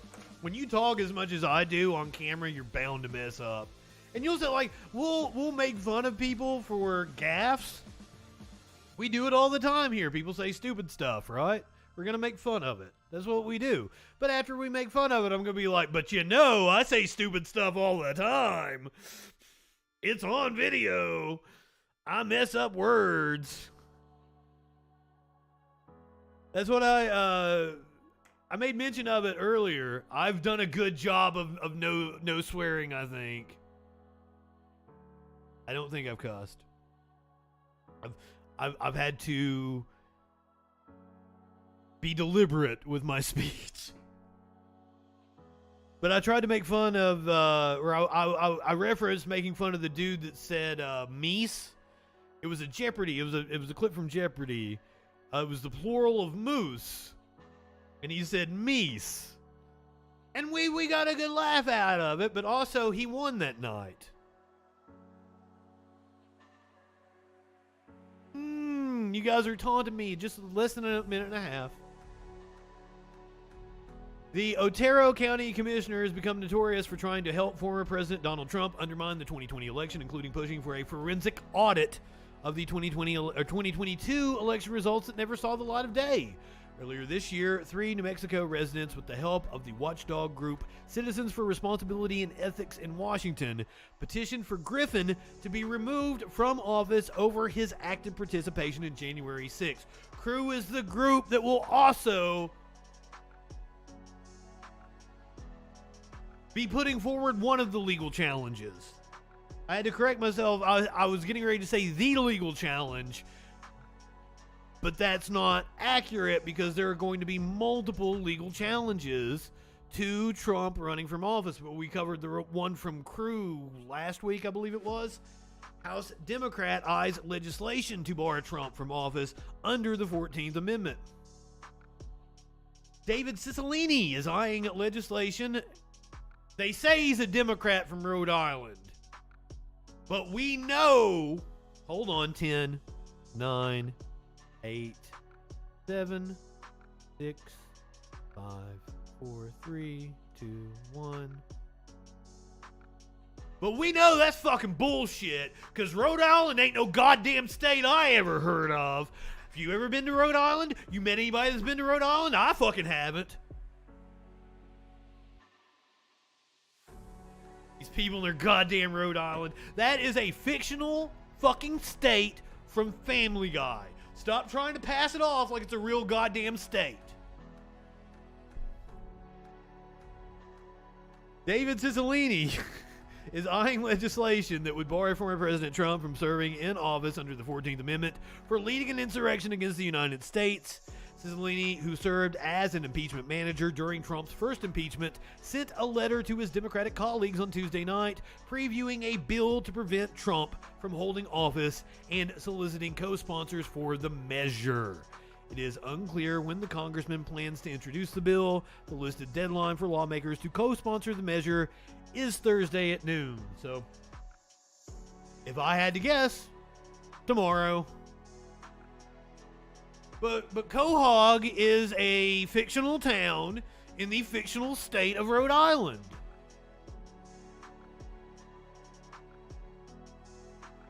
You idiot.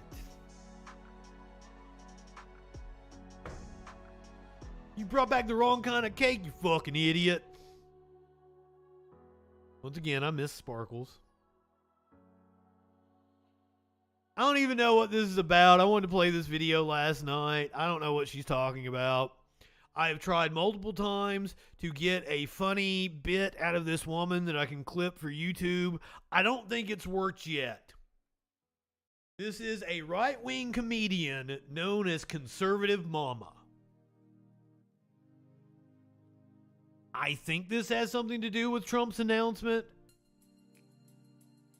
But let's get ready for some comedy gold over here. Unfortunately, like the 3 other times we played her, it has been a dud. It hasn't even been stupid enough for us to laugh at. It's just been sad.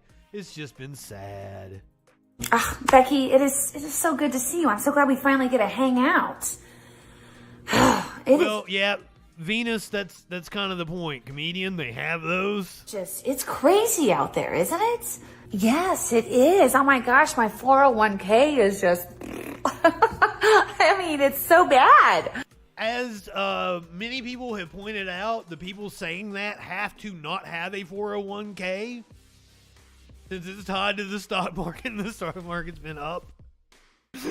Oh, and the grocery prices. I mean, I am paying like double what I used to. And the gas prices. I mean, my goodness. Yes, and did you hear that Kathy's car was stolen last? Yay, Katie Porter. Oh, are you serious? The crime is just, it's definitely increasing. It's kind of getting out of control. Yes, the crime is definitely getting worse. And the drugs. I mean, people are like dying all over the place from fentanyl overdoses. It's horrible. Yes, it's coming up through the southern border. It's a real issue. Well, I hope you voted last Tuesday. Oh, I did. I did. I voted for more of the same. Oh yeah, of course. Me too. I mean, I'm not an idiot, Becky.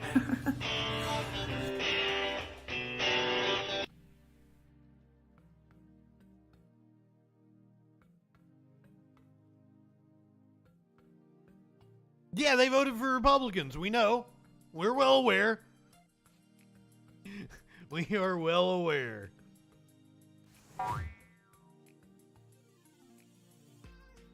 Yes, congratulations to Kate. And I did the mouth fart again. I'm sorry when I do that.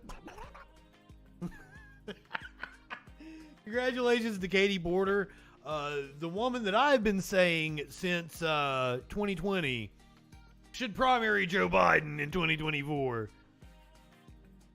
I tried to make that a thing, but nobody joined me in that one, unfortunately.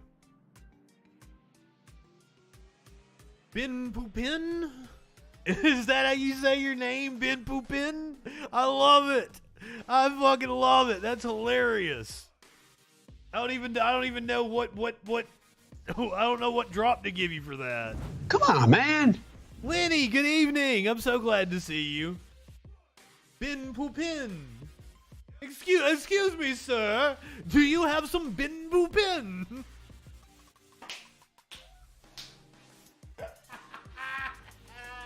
I'm old enough to remember that commercial. Oh yeah, Trump supporters, one in my area as well. Of course. I don't know that I can do the French accent. God, I was does anybody else listen? I'm just a fucking political nerd and political junkie. Ben Poupon. There we go. Thank you for the phonetical.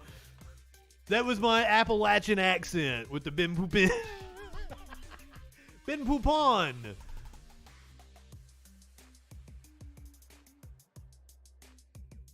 I like to watch James O'Brien, who was on the LBC in Britain. James O'Brien is one of my favorite radio hosts, but he's in the UK, right? So I don't even know what the fuck he's talking about half the time.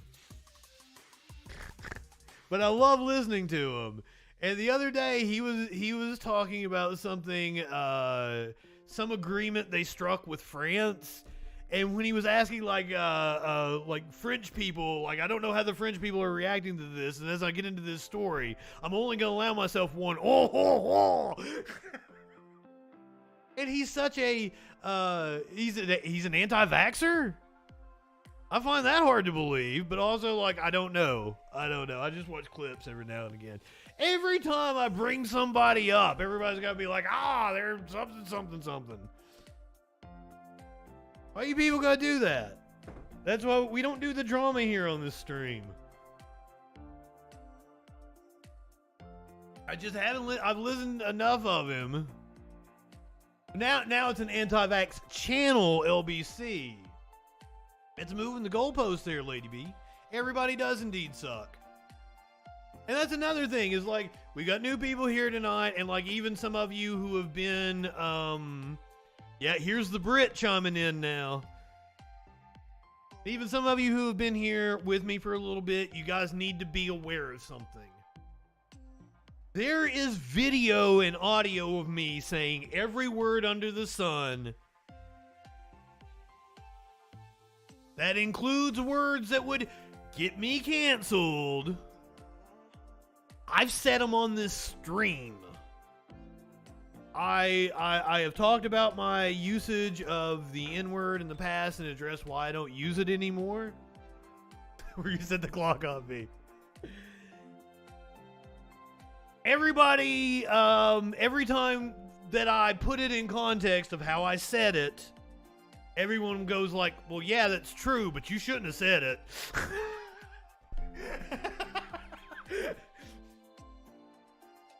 And to me, there's a joke to it. There's a whole thing.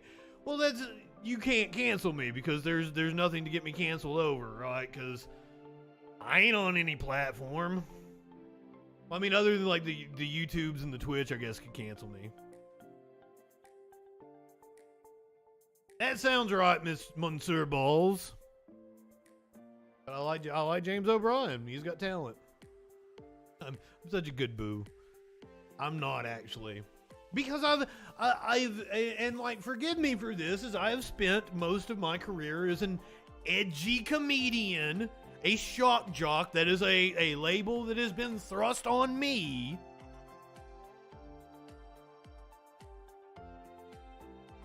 So I've leaned into it heavily. So I try to say incendiary things in order to provoke a reaction whatsoever, but it's gotten to the point to where, like, okay, when I can have a conversation with somebody about the meaning of what I said, hold on, I've got it as a meme. Kikyo. Me dancing around the subject would probably, and it works a lot better as a meme. Now I can use the meme. Where did I put the meme? That's the only problem. God damn it. What do I have to dig for?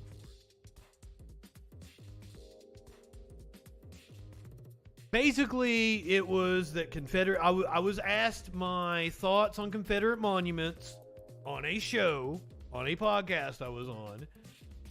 And I said Confederate monuments are nothing but giant signs that say, don't forget who's in charge here.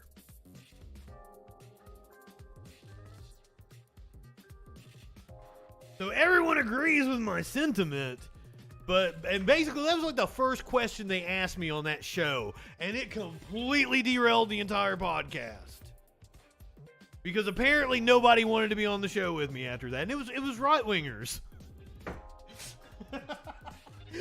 It was I don't want to... It was right-wingers. Brought the entire thing to a complete halt. So I just gotta throw that out there to you guys. And the F word, I've used that several times on this stream until I learned that that's TOS and it can get you taken down. Because I got a lot of fun things I like to say, because I suck some cock and yada yada yada.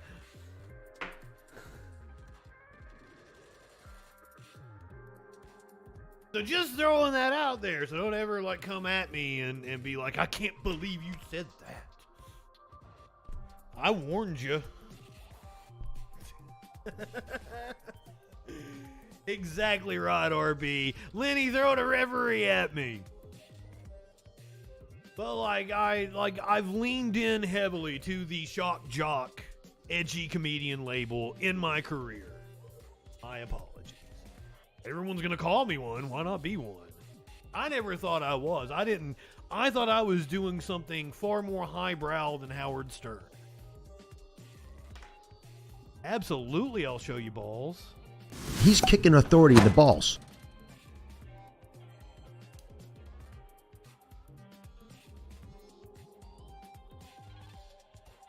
I don't know if you've been around long enough to know I had that, or if you were just joking and actually wanted me to show you my testicular fortitude. Either way, you set me up perfectly. Thank you very much. Shit. We did not get through, and fucking VLC is going to pop up somewhere because I hit it by accident. Or is it going to pop up? What screen?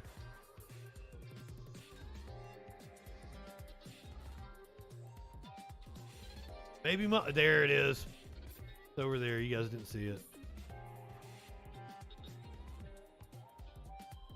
James, I mean, like, I wish I had Howard Stern's following. I wish I had Howard Stern's money. Flattery's gonna get you everywhere. Why?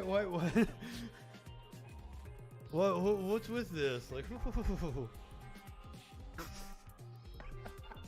content warning. It's getting a little hot and heavy in here.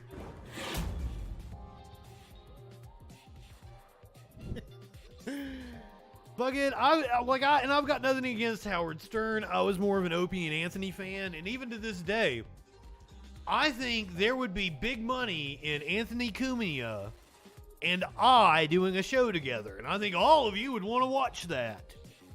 The problem with Anthony Cumia and I doing a show together is that eventually he's going to be a little snowflake and would probably pull out his gun on me on stream. Because I don't think he can take it the way he can dish it out. And I think we would have a really good dynamic up until the point that I crossed a line with him.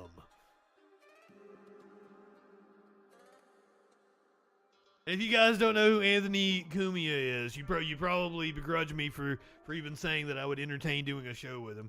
But Opie and Anthony was like my jam in the 2000s. Anthony is not a good person, and like the more and more I learned about his political beliefs as the show went on, I'm like, ooh, I really don't like Anthony, but god damn is he funny. Very racist too. I think he's very racist. But I think he's one of those people who's like, I want to say his significant other is black, or he's had black significant others, and he uses that as a way that like, oh, I can't be racist. Yeah, you can. Yeah, you can. Yes, Anthony is absolute scum, but you gotta respect talent. Talent recognizes talent, and I could see everyone being really interested in a no-holds-barred, uncensored show with me and Anthony Cumia. I think that would be a lot of fun. However, I think he would pull a gun on me. My God, I went and found this like CBS News hit about the marriage equality bill passing. It's only like 20 seconds. What the hell? Apparently don't have audio on it.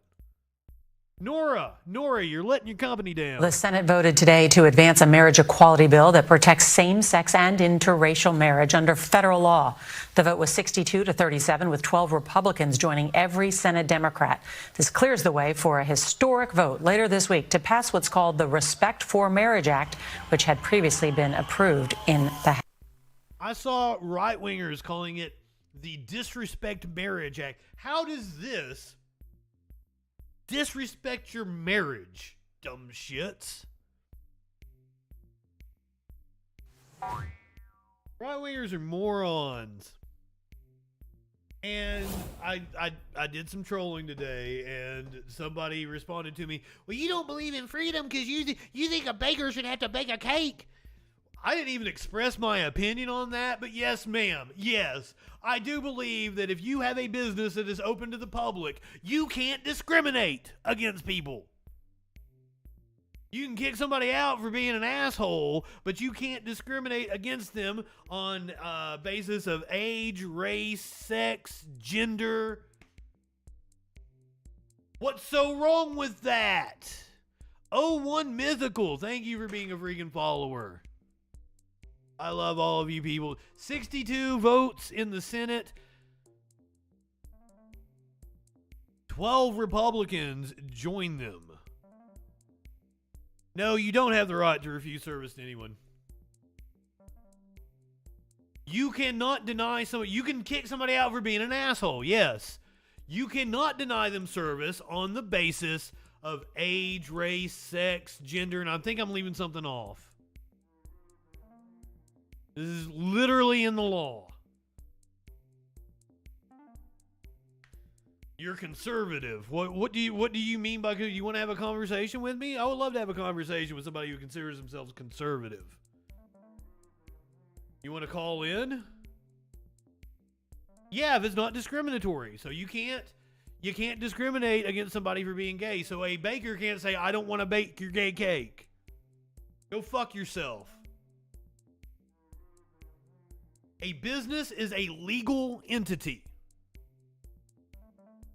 Has nothing to do with your personal expression of religion, which is protected. Business is a legal entity.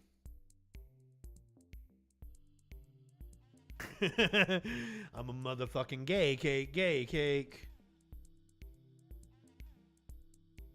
Oh, I have seen some fucking gay cakes.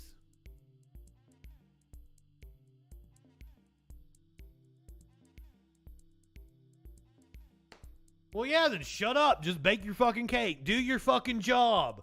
Right-wingers are always like, shut up and dribble. Shut up and bake your fucking cake.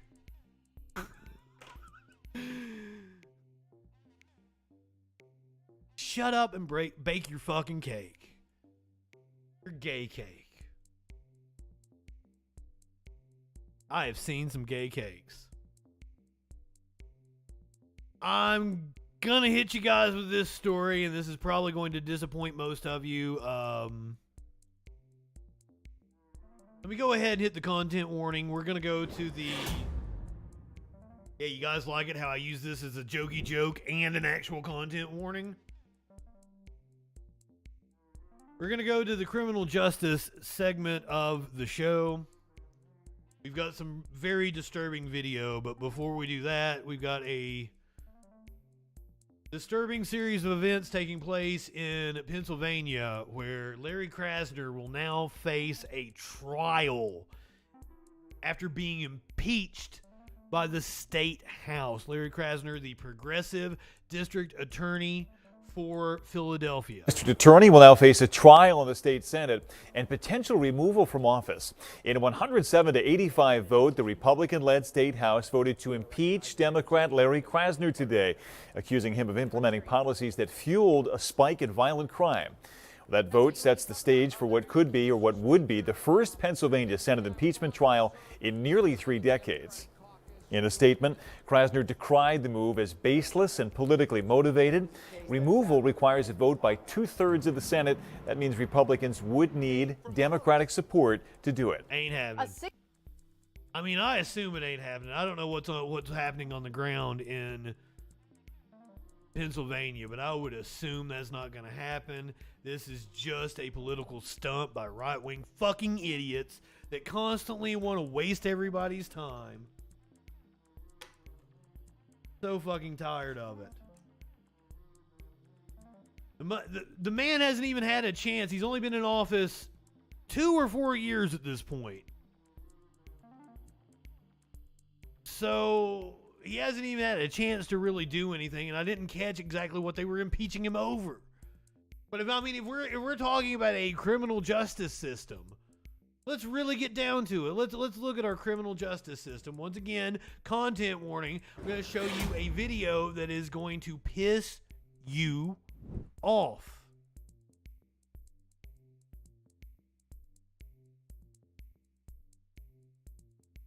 And then we'll get the context for the video. This originally came from TikTok. And then we'll go to the story that fills you in on the details.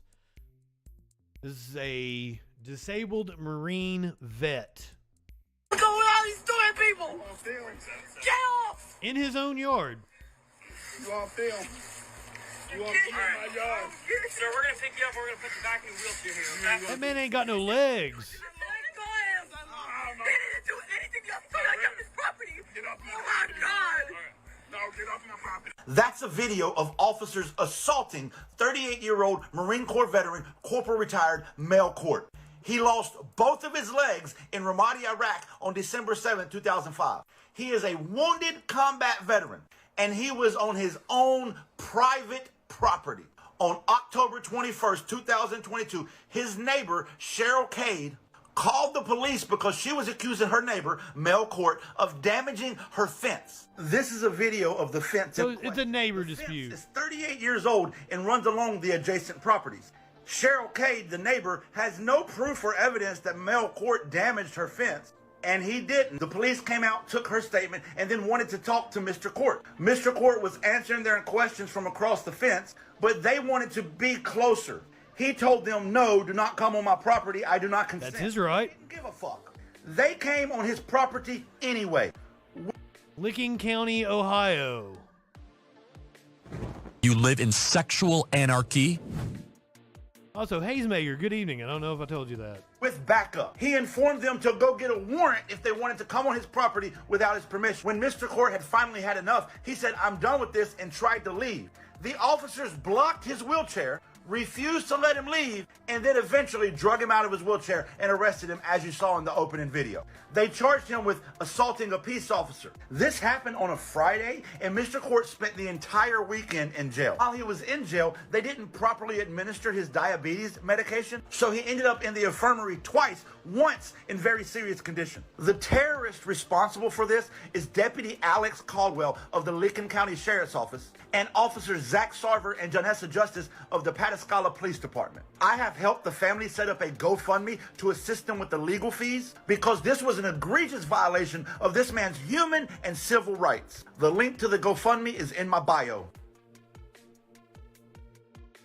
Mythical, you seem like a rational person, so let me explain why you're, one, it's an anecdote. That's what that is. You're using just one example. The reason why that's bullshit is because I can go back under any DA, I can go back under any prosecutor, and I can find something that you could paint them with that would make them look like, oh, they had a hand in blah, blah, blah, whatever crime happened later. So the idea of holding Krasner to that standard is just absurd. Because I'm sure I can go to the previous DA and say, well, they let out this criminal and this criminal, this criminal. They let this person have bail and they went on to kill this person. But you don't apply that standard to them. It's only because you don't like Krasner's politics that you want to go cherry pick examples and say, well, this happened.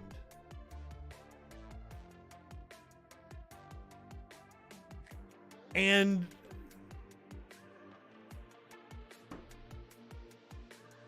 that is upsetting to me because that is a dirty rhetorical trick, and it's all right-wingers have. And just all the time, when I get a right-winger come to me to make an argument, like I have to explain to them how they're violating the rules of logic with what they're saying. And it gets annoying.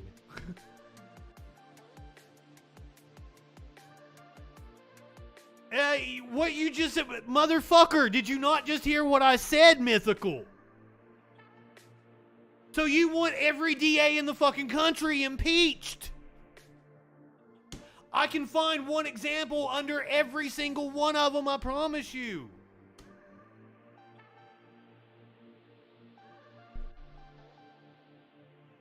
Arrest them all.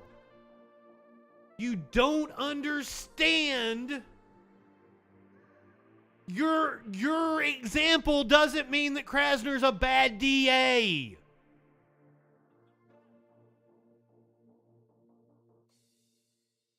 But you know about Krasner because right-wing media has told you to hate him.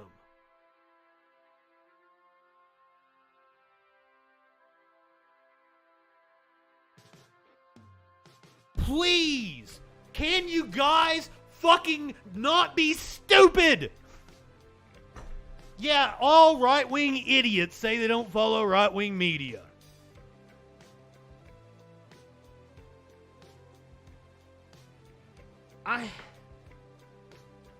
ACAB and all that, but also, once again, Justin is an institutionalist. Justin knows DAs personally, knows people that are doing a good job.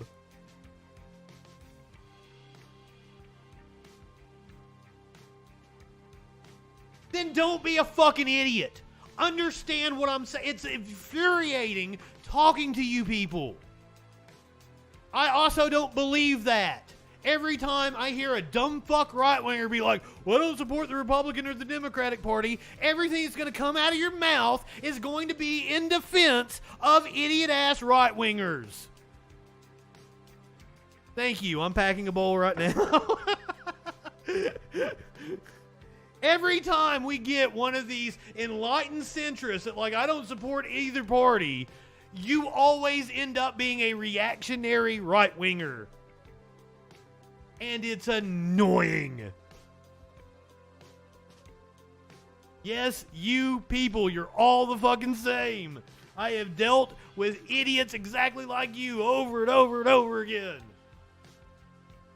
I'm sorry to be mean to you, but I explained it to you easily, and it didn't take.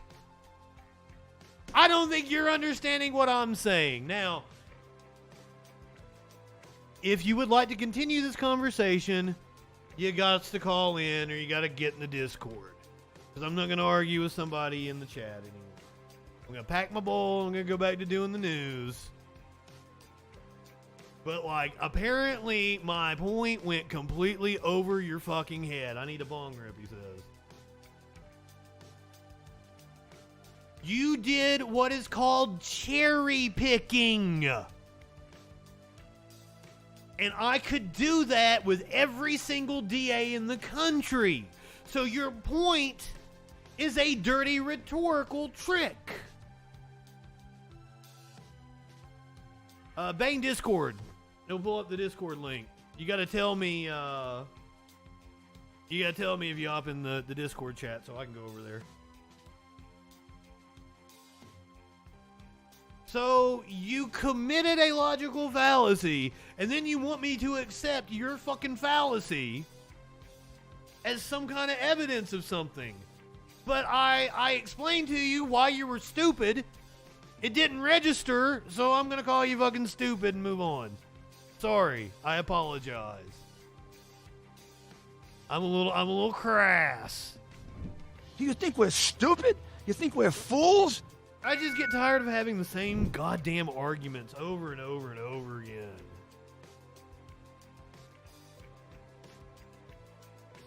Oh my God! The idea that Krasner is directly responsible for the killing of an innocent person is absolute nonsense! What an idiotic fucking thing to say! You dumb shit! You deserve to be called dumb! Sorry.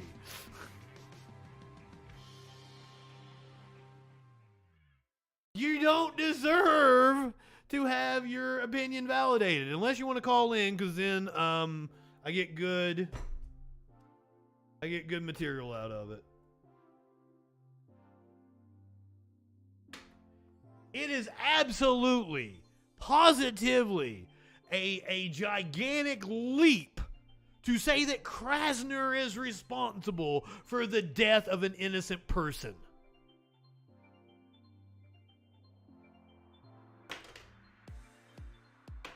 Yes, that is exactly what I'm saying, and you were an idiot for saying that.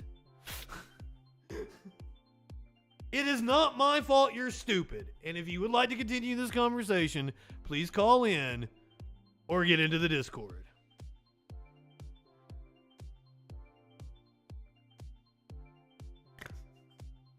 Lenny! One of the few that hops in the show chat on the Discord. Some people, I think Phoebe uses it when she's playing a game or something. So if I leave my doors unlocked to a kid that runs away from my home often, is it my fault he ran away or is it his fault?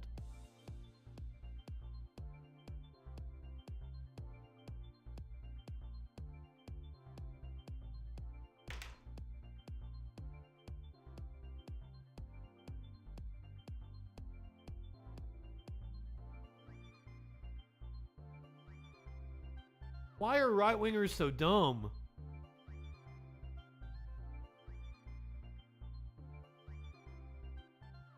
if I explain to you what a, well, no, it's do I want to do this? Do I want to teach a 30-minute class on what a loaded question is and what a false analogy is? Because I can't answer his question. It violates multiple rules of logic. To answer his question would break my fucking brain. Thank God you're a kid. Thank fucking God.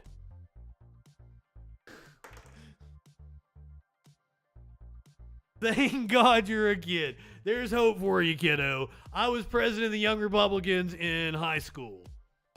So there is hope for you. I assure you. Maybe one of these days it will click. Please do me a favor, and when you get to college, I don't know what all colleges, practical reasoning, logic 101. I don't know what the mine was called practical reasoning. Baby logic, intro to logic, some shit like that. Please take that. Please take that. Breaking my balls. So if you're a fucking minor, why are you coming in here and trying to tell us what? Are you DM? Are you DM on another sock puppet account trying to come in here and fucking talk some bullshit, you dumb shit? Not a sock. Wait, really, Voodoo? Oh, you mean this dude? He's not somebody else's sock. I'm still convinced that DM and What It Do are the same people.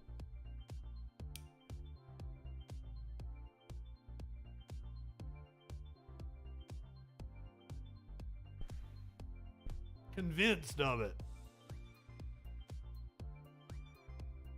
I was gonna tell you the story of the vet, but the dude with the beard on the TikTok, Jolly Good Ginger. Jolly Good Ginger. And is that the dude we did the spotlight on the other day? I think we might have actually, like, he had helped some indigenous person in Canada get justice, and I think we watched like a local news hit on him. Oh my God!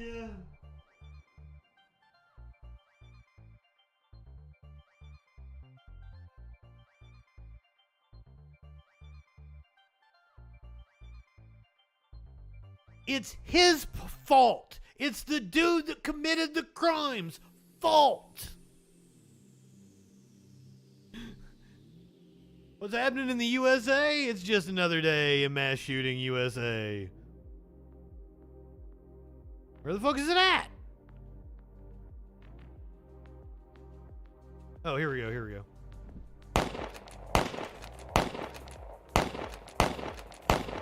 You can't fool me. They don't have internet in North Korea. Kim Jong-ping. You funny, though. You funny. Move on, Jenkins.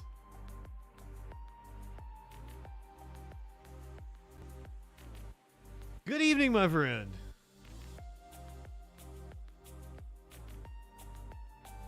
Well, I am glad you have fled the regime and gotten away with it. I'm getting ready to show you guys a video that you might think came from North Korea, but nope, nope. Good old USA over here.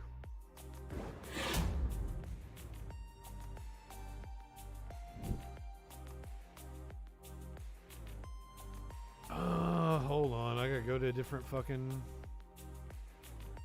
different browser.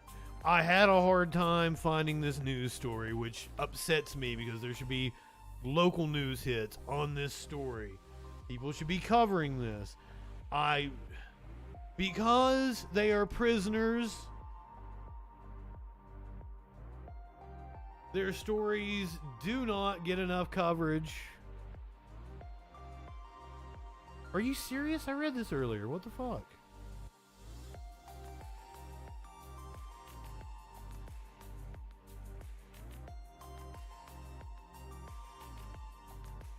And, like, yeah, well,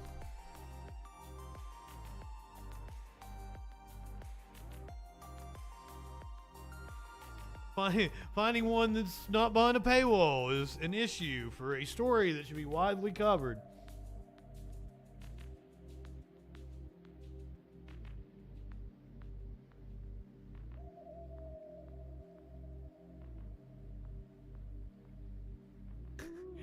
Fucking type in Rikers Island death as if it's fucking...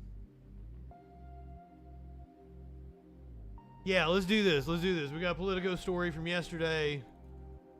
It'll mention the one story, but it'll put it in context of the other stories. Eric Durkin and Anna Gunworld's must-read briefing. What the fuck?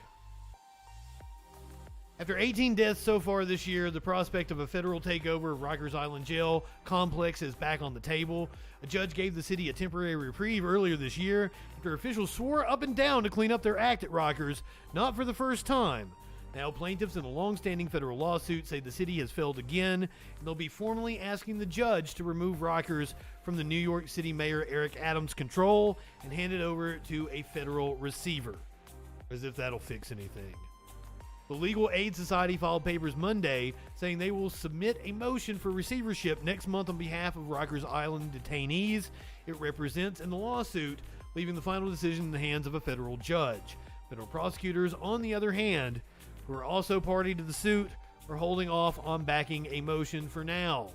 Rikers has been an albatross for every mayor in recent memory, but Adams is nonetheless fighting hard to keep the jail complex his problem. To him, a takeover would be a declaration of failure before he's been given a chance to succeed. I thought they had already made plans to shut it down and erect jails in the different boroughs. I thought that was the move. The death toll is mounting, already exceeding last year's total, and investigations have blamed a pattern of neglect. Understaffed units, officers failing to do their rounds and supervise detainees, people jailed being denied medical care. Stabbings and slashings surged in the most recent fiscal year. The family of a man who died from asthma complications, that was the story I wanted to show you guys, filed a lawsuit last week charging that when others carried him to a clinic for help, he was turned away. This is the same Daily News article that was behind a paywall. Thank you, Politico.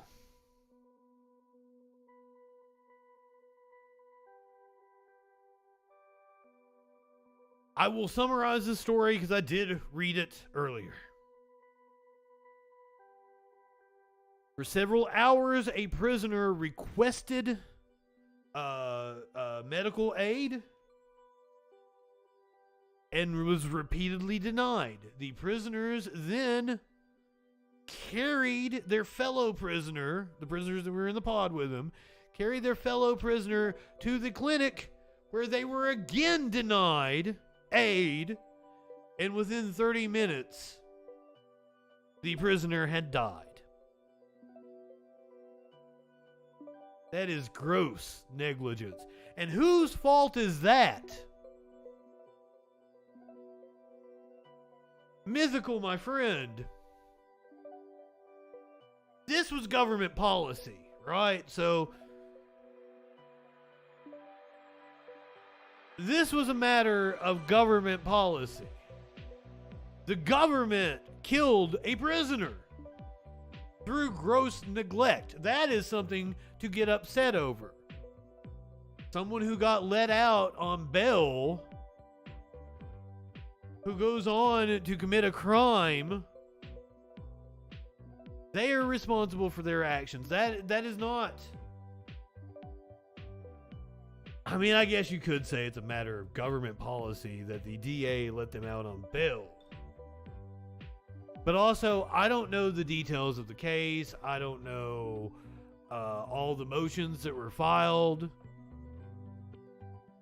To blame it on Krasner that he was personally responsible is just absurd, though. Because it is the state house that writes the laws. A judge has to sign off on this. There's motions.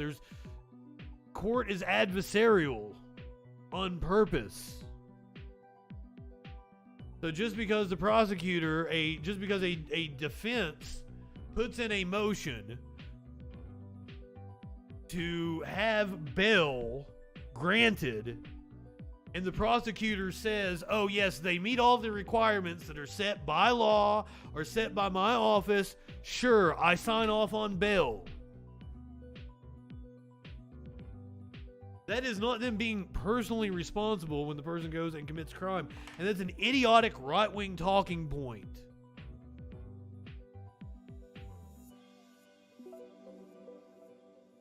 There you go. There you go. I'm debating on doing this one or not. Do you guys want to hear from Matt Walsh? Justin Freakin, the formidable voice in the culture. Fucking transphobia. I don't want the content warning for transphobia. Oh, no, hold on. I'm sorry, we've got another story to cover before this. He seduces me. Well, hold your horses on the Matt Walsh. Can you put Matt Walsh up for a second? We'll come back to him. I got some wild video to show you.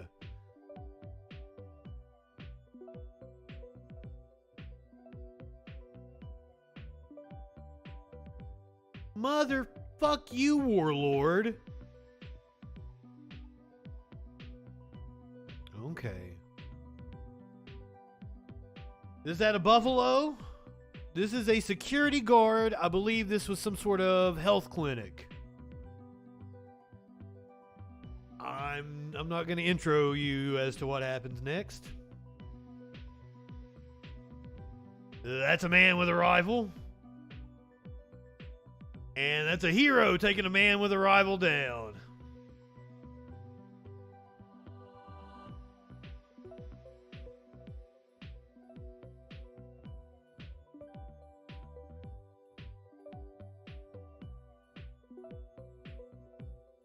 Ballsy guy indeed. Definition of a hero.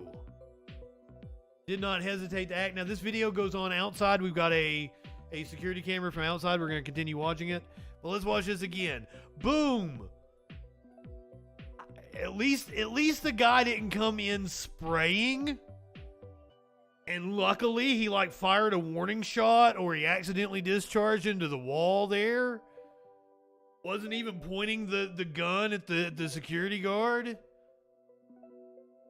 That's the way you stop a good guy with, the bad guy with a gun is a good guy with massive balls. We'll get the story here in a second, Mox. I want to just hit you with the video.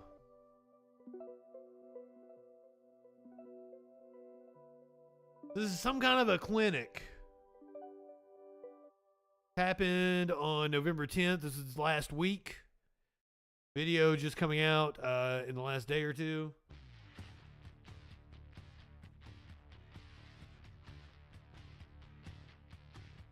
Crazy big balls. Not the kind that you kick. These are the kind of balls that you applaud. Buffalo police released video segments from 2 security cameras taken outside and inside of the Alba de Vida substance abuse treatment clinic on Virginia Street. Now, just knowing that, a man was probably denied. He was probably denied care for whatever reason. Maybe acting erratic. But I hate to speculate. Thursday morning when a man armed with an AR-15, or maybe he was wanting to steal some drugs. The videos show how 2 security guards who police say were unarmed and 2 bystanders helped take down the suspect, Jeremy Griffin, 48, of Williamsville. I thought this was compelling enough to release, particularly to show the bravery of the security guards and the bystanders. First video is from the waiting room, taken from a corner looking down into the small room. One guard wearing black and white stands in the middle by the partitioned reception desk and appears to tuck a pair of gloves into his pocket. He's looking towards the front door when a man in a dark hoodie, sweatshirt, holding an AR-15 style rifle suddenly comes inside. Disposable thumb. Good evening. Gunman fires a shot into the wall and the guard appears startled. He turns... For somebody who was startled, he certainly leapt into action. He turns around towards the glass door. Other workers inside also react, appearing to try to figure out which way to go. Then the guard gestures to people to get behind the desk, rushes straight at the gunman, grabbing at him and the rifle and pushing him into a tiny vestibule between the front door and the desk. The guard pushes him into a steel door next to the desk to struggle with the guard behind the gunman holding on to the firearm. The guard then forces the man toward the front door with his arm at the man's neck. The steel door by the desk opens, and the two men, including another security guard, come out. Second guard, holding a clipboard, rushes toward the first guard and the gunman. So this is a description of the events. Buffalo patrol officers arrived moments later and took Griffin into custody. He was taken to Erie County Medical Center for an evaluation and then was assigned Friday, was arraigned Friday on multiple felonies. He was assigned felonies. He was charged in a shooting that took place minutes before the encounter at the clinic. In the earlier shooting, he's accused of shooting a woman in the upper leg at a residence on Pennsylvania Street. He was charged in both incidents and was remanded to jail. Well,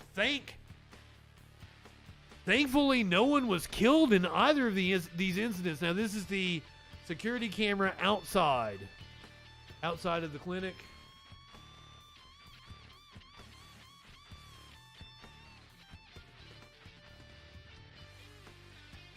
So this is just a random bystander. He has on some outfit that could be construed to be a guard, but that's just a random bystander.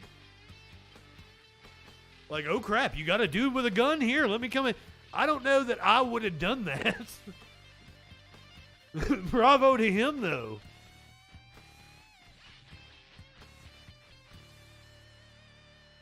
And then Larry Krasner released him. Oh!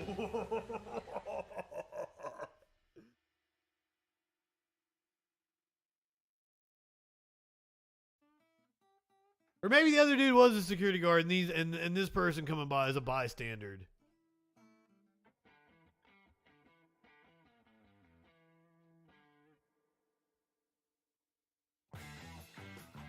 Oh yeah, I'm not thinking.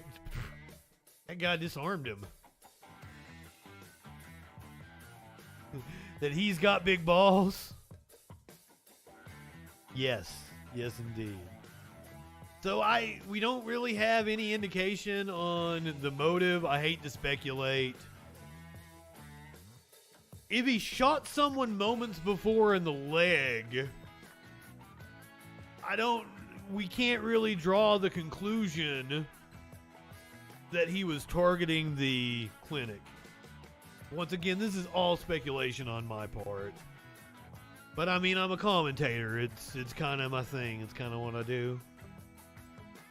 But I always want to specify. This is a fact. I'm reading you from a reputable source. This is my speculation that you should not trust. Been a Matt Walsh heavy show. We got the one dude who was defending Matt Walsh earlier that came over here from Facebook. Oh, before I move on.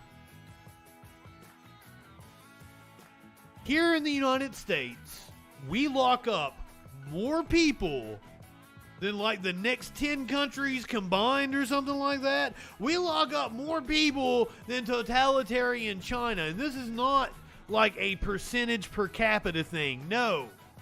China has 3 times our population and is considered a totalitarian country.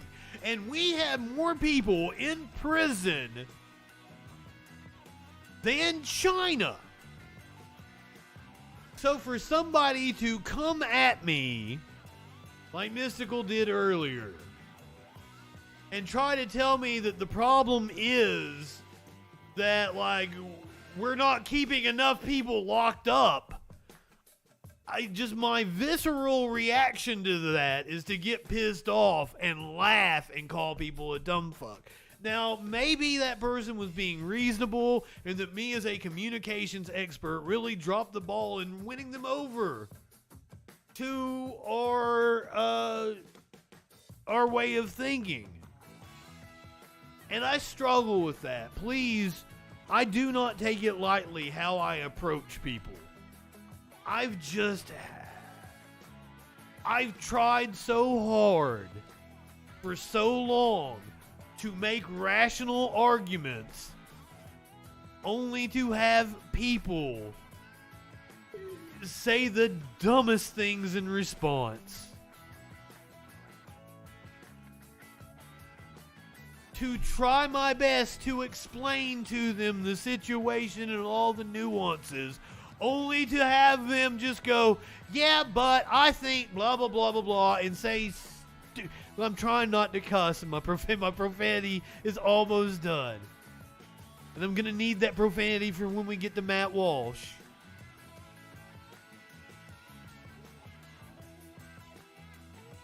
So please, everyone, like, I struggle with this. Maybe I could have won Mystical over. And believe me, I know all about the studies that show Dudota. Welcome, my friend. Thank you for being a freaking follower. I know all about the studies that show that when you deride somebody, when you don't like walk them through it like they're a child and make them think it's their idea and everything, that they will actually double down on their beliefs. But on the other hand, you know, my response to that, Mr. L. Wood, thank you. Thank you for the sub. That was a gift sub. I want to be sure to shout out whoever. Lenny gave the gift sub. Love you, Lenny. Thank you for hooking up one of the members of the community. But in a way, I don't really, when I debate people, I don't feel like I'm debating them to try to win them over. I am debating, when I troll people on Facebook, it is not to win over the person. Like, I will make a logical argument and then call them an idiot, make jokes about them. That's the way I handle things. I will tell them, I get accused of like, oh, all you do is call people names. No, I'm gonna tell you why you're a fucking idiot and then call you a fucking idiot. And on Facebook, I have to be clever about it. I'm like, it's a shame Facebook doesn't let me call people dumb fucks anymore. To get around the bans. I'm not really doing it for them. I'm doing it for the other people who may be like, haha, that is a really dumb argument he made. That's a really funny joke that the dude made. I'm going to sub to that dude who's reading the thread, as opposed to me trying to win over the person that I am having an argument with. I'm more or less just using them as a whipping boy for my content so I can make jokey jokes and try to make salient points. And I treat a lot of the people that come by the stream that way, unfortunately. And I probably shouldn't do that. I could probably make fans that way and win people over that way. So it's probably not my best interest to be as mean as I am. But goddamn, I have a hard time. I have a really hard time. Do I have the picture of the...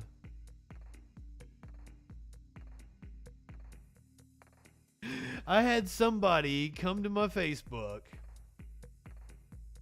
I think it was the live stream from yesterday or the day before. Old Todd here said, your content sucks. And as the good troll I am, I'm like, any feedback? What about it sucks? I'm interested to know how I can improve. He blocked me. He blocked me. So that's that's one way of like, you know, you turn it around on him and you be nice. Disposable Thumb thinks that name calling is more efficient generally. I've just spent so much time debating people and trying to be nice and not breaking decorum and not calling, because let me tell you, right-wingers, they will call you every name in the book. They'll call you a loony leftist. They'll call you a baby killer. They'll call, what else, a libturd. They say so many things. But the moment you say anything that can even be construed as insulting towards them, holy shit, they're such snowflakes. I did make it the 10 minutes, didn't I? I don't give a shit. We're doing Matt Walsh, and then we're getting out of here. It's the Intellectual Dollar Tree. And we might have some new people that need to get turned on to the Intellectual Dollar Tree after this. Content warning, you're going to get, one, you're going to have to listen to Matt fucking Walsh. So thank you, Matt, for all the accolades you have bestowed on me. Justin Freakin, a formidable voice in the culture. I've also been retweeted by the Daily Wire's Jeremy Boring, their CEO, with the caption, "I love the internet." Seriously, I wear those like a badge of honor, and then the Daily Wire stopped paying attention to me because, my God, I was clout chasing off of it. But you're gonna hear some transphobia here because that's Matt Walsh's shtick. All right, this is from WPDE.com. A teenager in New Hampshire has become the first transgender contestant to win a local Miss America organization beauty pageant. Good on her. Brian Gwynn, didn't even change his name, he's still Brian. 19, won Sunday night's pageant to become Miss Greater Dairy 2023. Well, ain't she cute? A title and a scholarship. And I bet if she's winning beauty pageants, she has some fantastic glamour shots, and Matt Walsh just found like the 2 worst photos he could of her. And she still looked cute. Fuck you, Matt Walsh. Miss Greater Dairy 2023. Awards the winner a crown, a title, and a scholarship. I think we have the footage of this young man winning the beauty pageant. Misgendered? Fuck you. Let's watch that. Can we skip to the good part? Congratulations. And I just want to point out, all beauty pageants are bullshit. Every single one of them. And like the organizers of the beauty pageants might as well get up there and sing a song about how they're not gonna diddle your kids. We don't diddle kids here. No diddling your kids. Not to mention all the problems with false standards of beauty and all that bullshit. So there are numerous reasons to just not even take a beauty pageant seriously to begin with. But good on her. Good on her. You look beautiful, ma'am, and if it makes you feel good, go for it.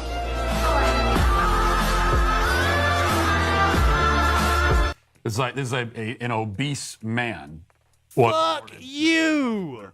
It makes perfect sense. You're a little Weasley rat fuck looking dude. Gwen announced on Instagram, in the 100-year history of Miss America, I have officially become the first transgender title holder within the Miss America organization. Hell yeah. No words can describe the feeling of having the opportunity to serve my community and represent my community for the very first time at Miss New Hampshire. I am so honored to be crowned your new Miss Greater Dairy 2023, and I am thrilled to show you all what I have up my sleeves. Really don't want to see. This will be an amazing year. There's a few things going on. You don't want to see what's up her sleeves? I mean, an arm probably, Matt. On here. One of them, it goes back to something I talked about with Joe Rogan on Monday. And he brought up... Joe Rogan made you look like a little bitch. This gender ideology stuff, it affords people... There's, of course, a lot of narcissism involved in it, and that's certainly the case here. But it also affords people the opportunity to earn something or have an achievement despite having achieved nothing. Like, you don't have to work for it. You don't have to do anything. You don't have to accomplish anything. And suddenly you have achieved something. Participation trophies? That's a lot of this. So this guy... I mean, I'm working on it. I'm working on having a more disgusting brand. Thank you very much. Up yours, woke moralists. We'll see who cancels who. As the first... In 100 years, I'm a trailblazer. He didn't do anything. He put on a dress. He just showed every day at this beauty pageant. But also, who am I to judge? How long am I going to name drop Matt Walsh? Justin Freakin, a formidable voice in the culture. Just to be fair, I think there are many things you can say about me, but you can't call me a hypocrite. And he won as soon as he walked in the door, because for the people deciding who the winner is, he presented to them. Oh, makeup is incredibly complicated. Signal, and they took it. You know, this is the Northeast. This is New Hampshire. They're gonna take that opportunity as soon as he presents it to them. So he did nothing, and yet he gets to claim this title for himself. I'm the first in 100 years to. What an achievement! It was an achievement in the field of biology. God got me doing it. She won a pageant. You know, I know with the body positivity stuff that, you know, we're entering a world where very often, you know, an obese woman maybe could win a title like that. But I think what's more likely, I mean, look at all the other, you see him and then compare. Also, she totally didn't look obese. And you notice a difference? Well, there are. Obese has a very specific meaning. But one of them is that all the other, he is morbidly obese. Well, it's a very, very white group. I can tell you that right now. So I think there might be a little racism mixed in with this as well. And none of the other women are. None of the actual women are, I should say. The point is that if he saw a picture of all actual women, actually a woman, not only would he not have won Miss America, he would not have been allowed on the stage. And it's kind of interesting too, because I've pointed out before that when it comes to this body positivity stuff, the one thing missing are men usually, because usually when you see, you know, when some brand puts out. Buddy, have you not seen the meme about the unrealistic standards for men with the G.I. Joe and the He-Man and the shit?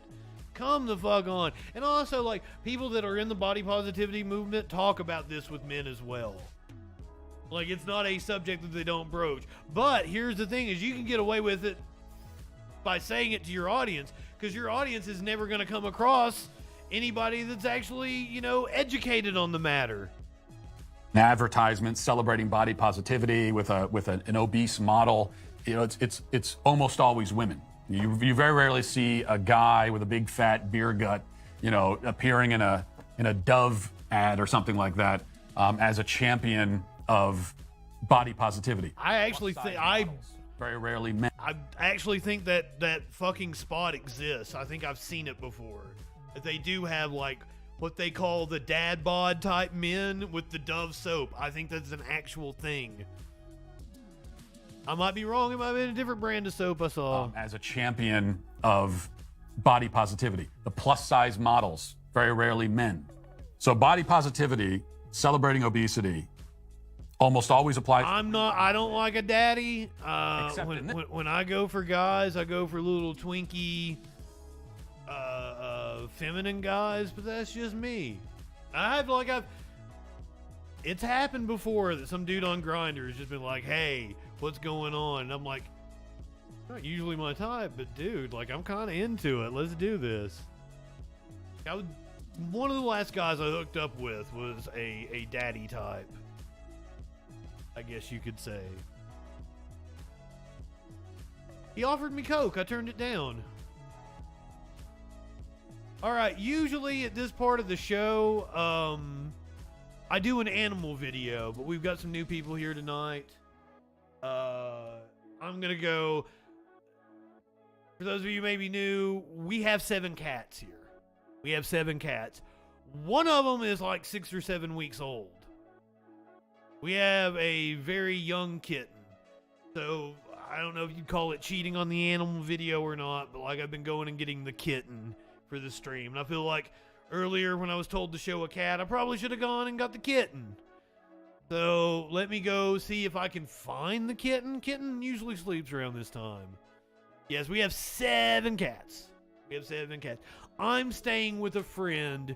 She has 3, now 4 cats. I have 3 myself. So I have Socrates, Smokey Bong, and Maynard James Kitten. But yeah, I will go get you a kitten. Bellatrix is the name of the kitten.